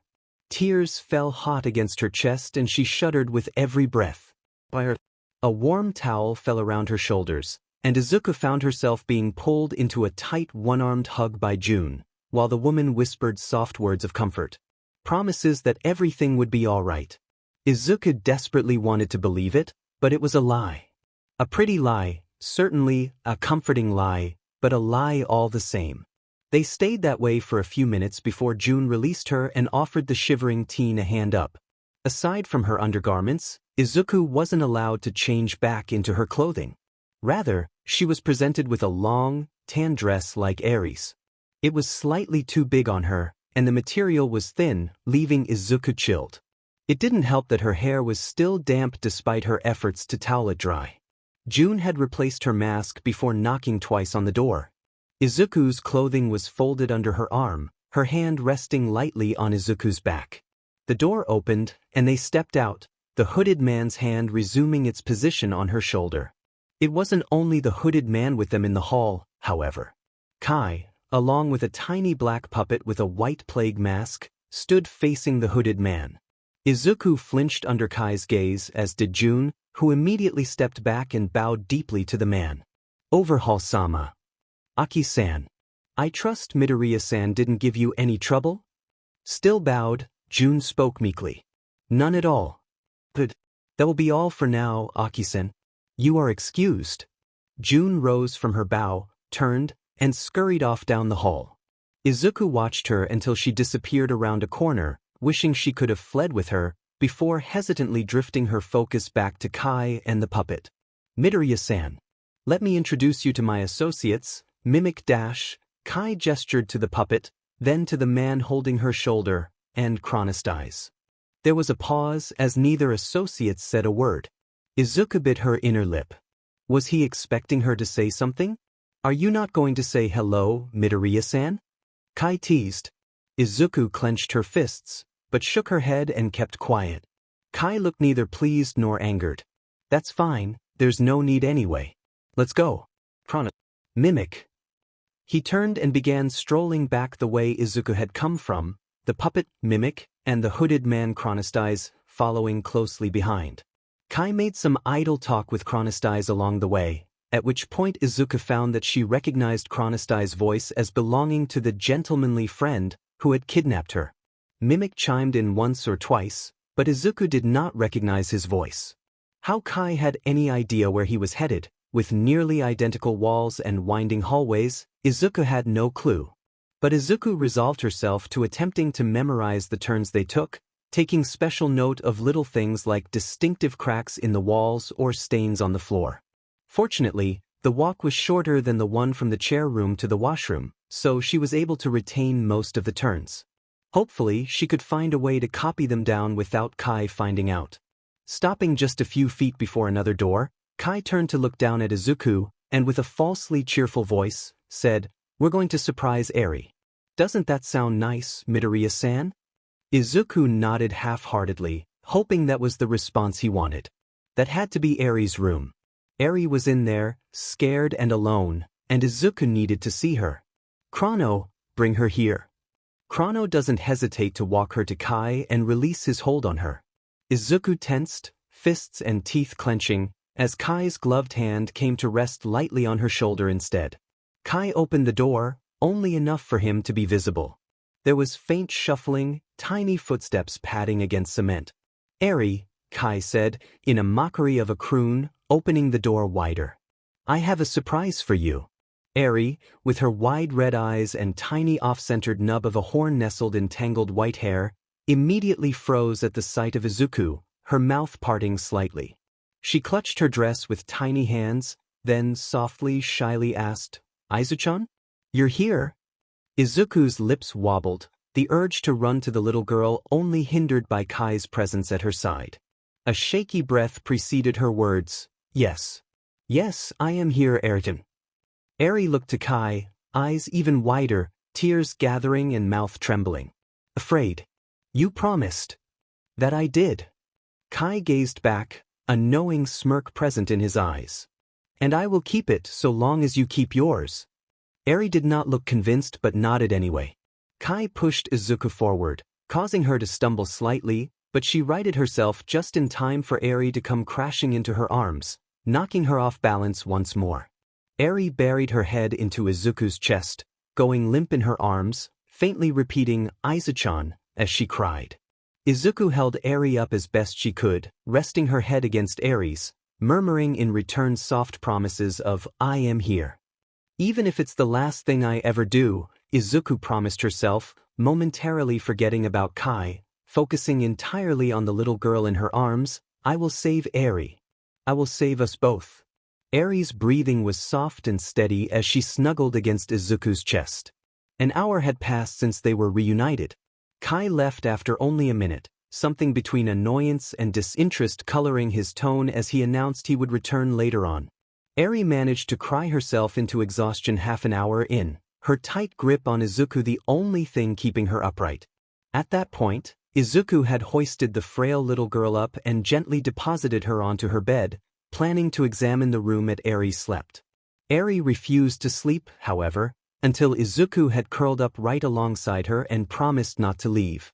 Fortunately, Eri's bed was enormous, affording more than enough space for both girls to lay on it comfortably, though there was only one pillow between them. Even then, Izuku didn't fall asleep, opting to take in Eri's room through the darkness. The structure of the room followed a noticeable pattern, clearly designed with a child in mind, but the room itself was far too empty for a room as large as it was, with decorations too impersonal and sparse to feel like any genuine effort was made to make it comfortable. There was a plain dresser beside the bed. It was large with multiple drawers, but Izuku doubted more than one of them was ever used. A spotted mushroom-shaped lamp sat atop it, along with a short row of colorful children's books, all new and completely untouched. A little banner hung above it all, simple triangular flags in alternating pastel colors. The wall behind it was painted with garishly bright and happy scenery, rolling green hills topped with apple trees, rainbows ending in fluffy clouds, a few rolling waves, a cheery sun. All of which contrasted starkly with other walls, all a neutral, clinical white. Each wall was wrapped in short plain wood wainscoting, a choice that certainly made the room feel more like a child's bedroom, but Izuku doubted it was installed for that reason. A cold, clean, gray checkerboard floor tied it all together, reaffirming Izuku's general impression of the room. This was no place for a little girl to grow up. Izuku cuddled Eri closer, resting her chin on Eri's head and closing her eyes briefly. She could almost imagine she was at home in her own bed. She imagined that Eri had come in to sleep with her because of a nightmare, like Izuku had also done with her mother when she was Eri's age. And Izuku was keeping vigil for non-existent monsters. But Izuku didn't know if she could protect Eri from this nightmare, or her very real monster. Kai wouldn't disappear with soft words and a comforting embrace. This room wouldn't magically look any brighter or happier after a good night's sleep. Izuku could do her best to love Eri and take care of her, but so long as Kai's malicious presence hung over them, nothing would get better. Izuku couldn't rely on heroes to save them. She doubted they would be called in for something as minor as one quirkless child going missing. And she couldn't trust the police to do anything either, not with both her tip and note gone. She'd had to have been reported missing by now, but without her note and tip there to guide the police, she couldn't count on them. Regardless, would the police even care enough to keep the case of a missing quirkless girl active for longer than a few weeks? Unlikely. And most certainly not with the addition of Kai running around, destroying any evidence of her kidnapping or his involvement in it. It was up to Izuku to save them both now. And, God, wasn't that a scary thought? Izuku shook it from her head best she could, but it continued to niggle away in the back of her mind. Izuku, quirkless, young, inexperienced, armed with only her determination to escape and advice on how to stay alive in a kidnapping situation, would have to find a way. She had to, or else Eri would never be free and Izuku would never see her mother again. Or Kaken. Like a slap to the face, Izuku jolted violently at the thought of her childhood friend. There was no way Kaken didn't read the note before he gave it to the police. Maybe it was still possible. Someone might still look for her. Something like relief flooded through her at the thought, before the sinking pit of doubt in her stomach swallowed it whole. Would Kaken care enough to look for her? He'd never seen her as anything more than an annoying thorn in his side. A useless Deku that couldn't protect herself because she was quirkless and worthless and dash. Izuku squeezed her eyes tight. No, she had to believe that Kaken would help. He would tell someone or find help because Kaken was going to be a hero, and heroes saved everyone, even their useless childhood friends. Hopefully, Izuku thought, Kai didn't know who turned in the note. And if he did, she hoped he wrote Kaken off as just another teenager who could be intimidated into silence. Because if Kai didn't, Izuku wouldn't be able to bear knowing she was the reason Kaken was hurt, or worse, killed. Aizu-chan. She'd woken Eri up. She looked down at the little girl, who returned her gaze with wide, worried eyes, and gave a thin smile. Eri continued to watch her, lips wobbling for a second like she might want to return the expression, before settling in a frown. Are you okay? Izuku blinked at the question. She hadn't said anything aloud, had she? Yeah, I'm okay, Eri-chan. Don't worry about me, okay? Eri's frown deepened, she opened her mouth, hesitated, closed it, then opened it once more to say, but, you're crying. Oh, Izuku said, after lifting a hand to her eye and feeling the moisture gathered there. She'd always cried so easily, but who wouldn't cry in a situation like this? I guess I'm just worried. Kai is really scary, huh? Eri nodded meekly, her eyes watering dangerously. Izuku sat up and quickly pulled Eri into a hug. She hadn't meant to upset Eri, she shouldn't have mentioned his name. I'm sorry, Eri-chan. I won't bring him up again. We don't have to talk about him. Okay, Eri whispered, lips trembling and eyes wide and afraid, looking only more distressed. Izuku squeezed Eri once, hoping to reassure her. But Eri still shook in her arms, her hands still gripped tight the fabric of Izuku's gown, and Izuku found herself promising that everything was going to be fine, that she would protect Eri, that nothing bad would happen. Every promise was a lie. Nothing would be fine, she couldn't protect Eri, bad things had happened and would continue to happen until a hero saved them or Izuku found some way out. Eri had shifted at some point, tucking her head into Izuku, but carefully, so that her horn wouldn't poke the older girl. Kai said if I was good he wouldn't hurt you. But you're here. He promised he wouldn't and… Eri sniffled. It's all my fault. He's going to hurt you and it's all my fault. Eri said this softly, but with such certainty, Izuku was left frozen in place. For such a little girl, Eri had seen so much cruelty. Kai had called her cursed, and Eri believed it. This whole DMN situation was because of Kai, but Eri was certain she was to blame. Izuku pulled Eri away from her carefully, then cupped her cheeks and brushed away the girl's tears with her thumbs. No, it's not. Kai lied. You couldn't have known this would happen. It's not your fault, not even a little. Eri-chan. None of this is your fault. Eri nodded, but looked down at her lap as she did so, avoiding Izuku's gaze. She didn't believe her. Izuku eased Eri back into a hug, then ran her fingers through Eri's tangled hair.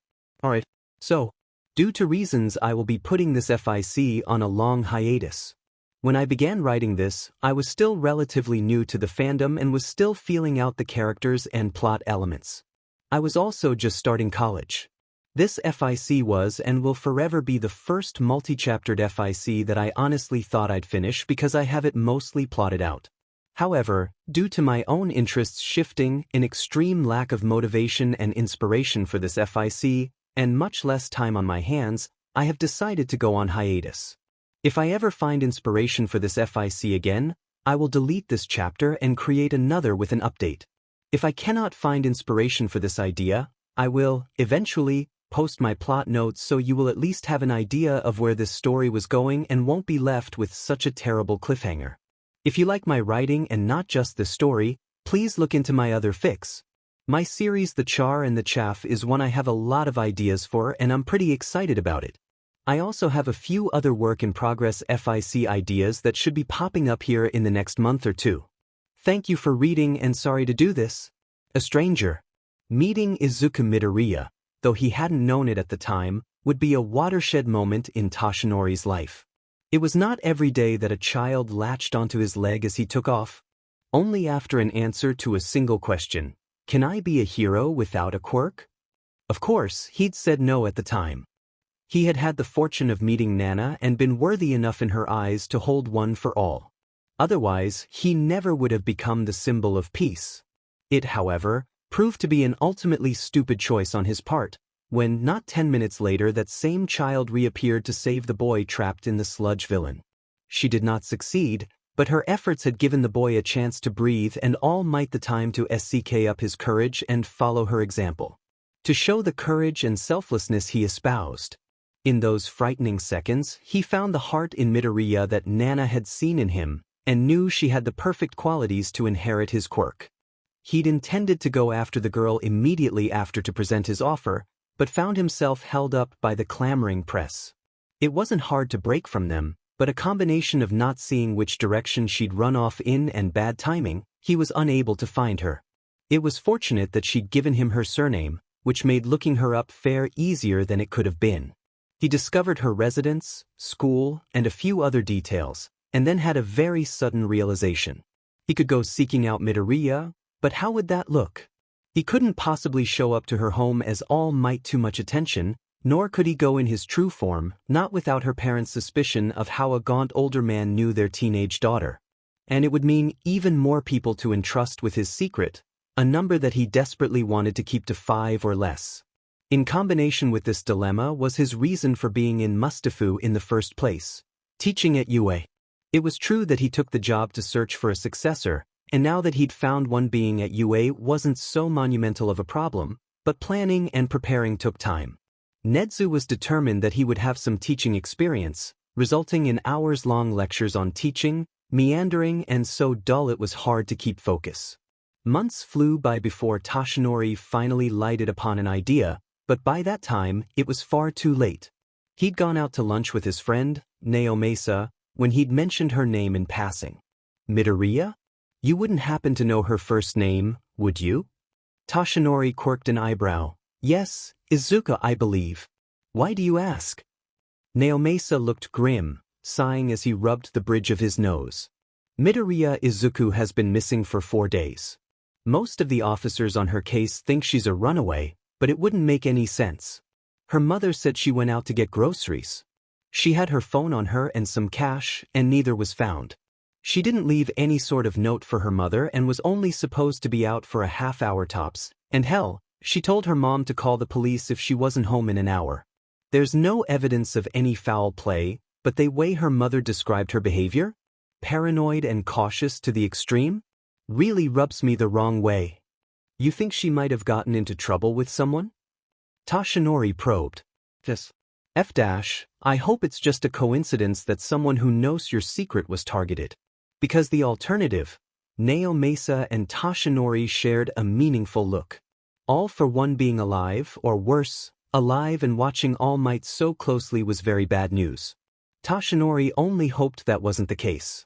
If it isn't him, though, who would go after her? Toshinori queried. Naomasa furrowed his brows and took a long sip of coffee before responding. As I said, there's no evidence of anything. But it was clear that she knew someone was after her, with her behavior leading up that point.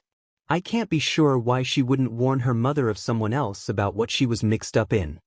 Naomasa took another sip and, looking more troubled than before, added, They're considering letting the case go cold.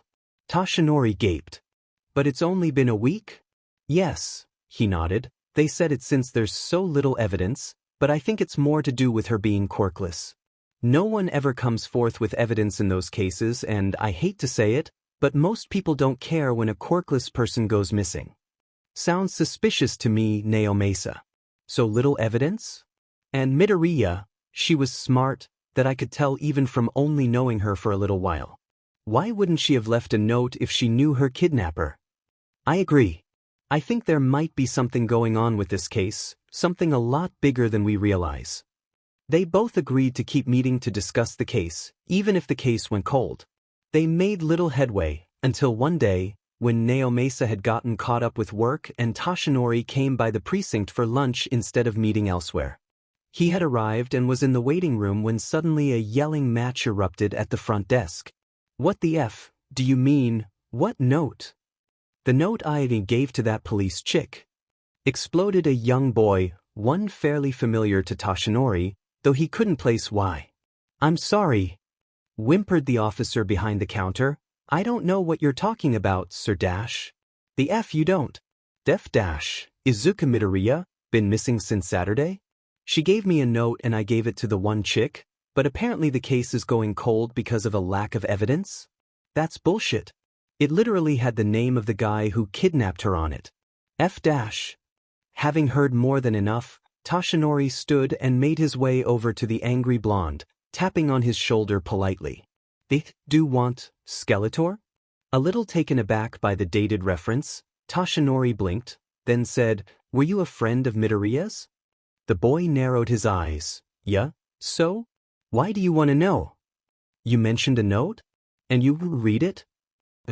Except apparently I'm the only one who has, 'cause these idiots lost it or some sheet.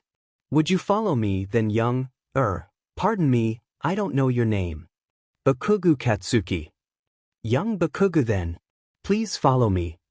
Toshinori led Bakugu into Naomasa's office, where he knew Naomasa was busily working. But he decided this was a worthy interruption and was sure Naomasa would see it the same way. Naomasa, sorry to interrupt, but it sounds like we have a lead after all. Young Bakugu, would you mind repeating what you said earlier? To you or the officer? Both if you would. Fine. Is that hard habit to break. Izuka was my childhood friend. She'd been acting really weird for months, then she stopped going to school for a week and came back a wreck. She was terrified of someone, so she wrote me this note. I gave it to one of the officers at the scene, but apparently it never got to anyone. Naomasa gawked for a second, but straightened up quickly. You wouldn't have happened to have read this note, would you? Who wouldn't have? He spat, irritated, then continued more calmly. I remember most of what was in it too. Naomasa pulled out a notebook. Would you mind recounting what was in the note? Name, Midoriya Izuku. Gender, female. Age, 13 start 14 end. Quirk, none combined with even a tiny trace of Aries blood. Izuku's blood takes on the property of Aries. Quirk, I'm playing fast and loose with science here. Personality, very similar to Canon. A tomboy with a love for heroics and a self-sacrificing, protective streak a mile wide. Appearance, short, curly green hair, just long enough to make a tiny ponytail.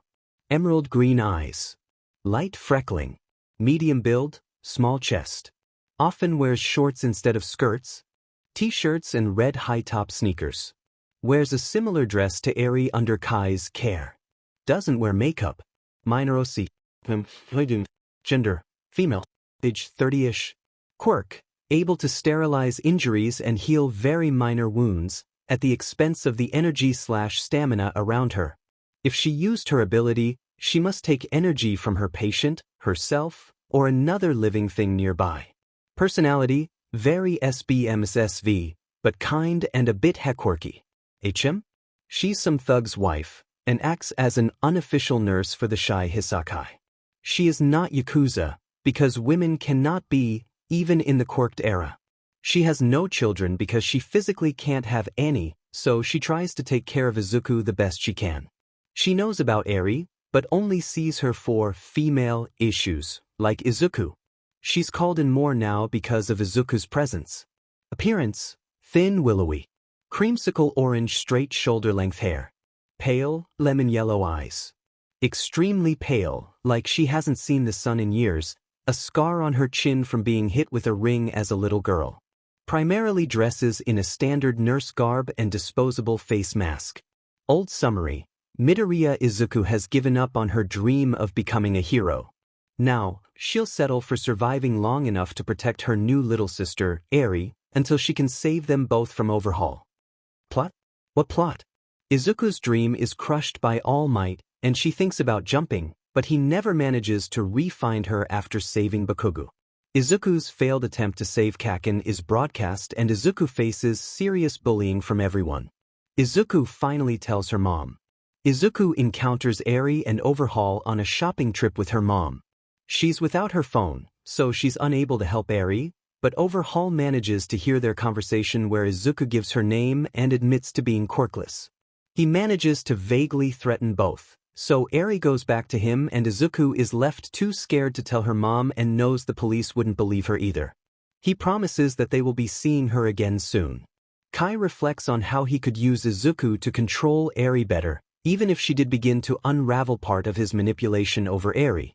He also notes how useful she might be to study if she really is quirkless. There's also some straight-up obsession and excitement over someone who is actually untouched by the plague of quirks. He ultimately decided to use her to keep Eri compliant, and use her as a test subject for comparing her blood to someone who is affected by the quirk-erasing bullets. Izuku is paranoid, or anxious anyways, because she knows Kai is coming after her. She goes to Aldro with her mom for the meeting with the principal in the morning, and runs into Katsuki.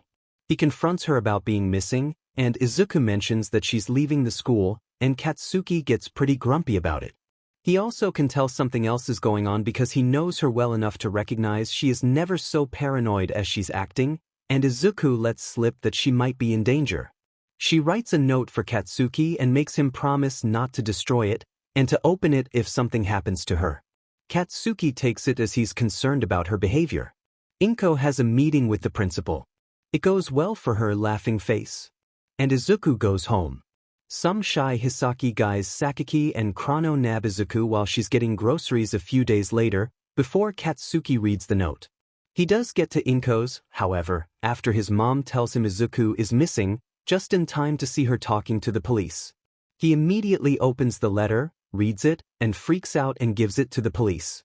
Like what Kai predicted, the police are suspicious about the teen really being missing, but they do keep a lookout for her. But it's too late. Izuku wakes up in a dark, clean room. Kai comes in and gives Izuku the rundown on her role. Note. Due to the note, and Chrono's spies in the hero/police agencies, he lets Kai know Izuku left a note and an anonymous tip.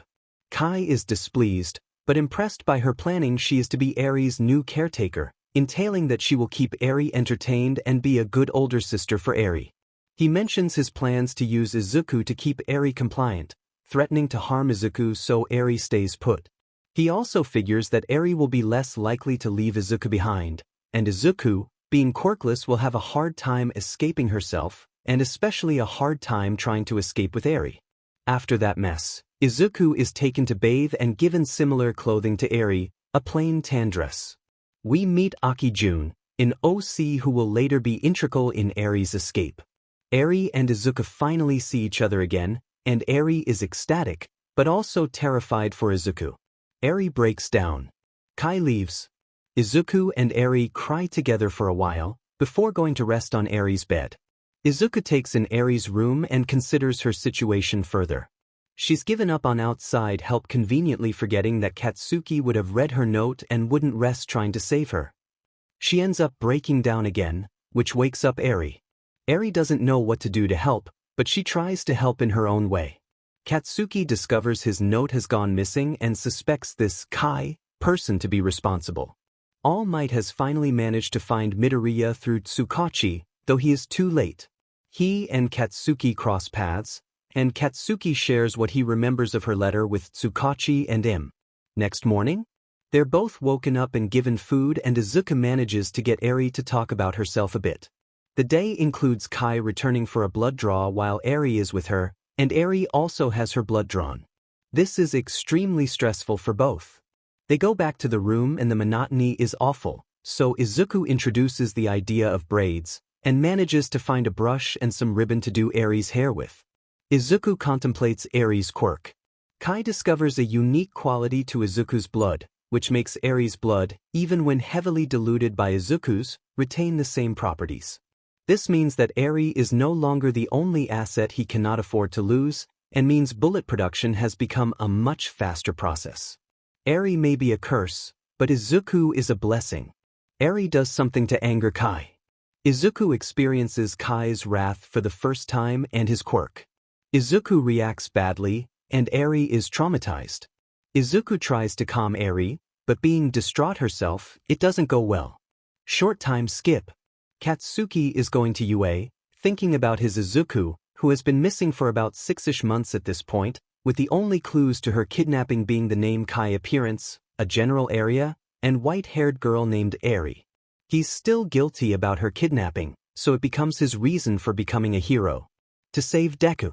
He has a discussion with All Might, and mentions that his old sidekick mentioned a Chisaki Kai who could be their person. He's also introduced to Togata Mirio. We check back in with Izuku, who has been with Kai and Eri for a few months. Her mental state isn't the best, considering events of Siege 13, but also worse now that Kai has discovered her blood is also useful and is actually making the bullet production go faster. Izuku is weak from frequent blood draws, but she still loves Eri and clings to her like a lifeline, still wants to be her hero. Aki is called in to assure Izuku won't get sick or die from the blood loss. All Might, along with Bakugo, Tagata, and Night Eye all plan to discuss a course of action, but this gets disrupted by the USJ incident. All Might, who had been reluctant to give Tagata his quirk, saving it for Izuku, finally does because he realizes he's grown too weak. Question: how much is moved up, what changes? Somehow, with Aki's help, Izuku gets Eri out and they run into Mirio on patrol. He saves Eri, but Izuku plays bait for Chisaki. She understands Overhaul won't kill her at this point, and with Eri with the heroes, he can't control her as well. Aki dies for her part in helping the girls escape, however. Izuku suffers, tormented by Chisaki constantly and nearly bedbound due to excessive blood draws. Raid time plus Katsuki. Mirio nearly loses his quirk, but Izuku interferes, which gives Mirio enough of an edge to beat Chisaki. Reunion with Eri. Lots of tears. All Might, Mirio, Katsuki, and Izuku have a heart-to-heart about a lot of things. One for all, Izuku's quirklessness, and Katsuki's attempts to redeem himself. Art I made for the story? From chapters 3 and 4. Eri drawing. Izuku drawing.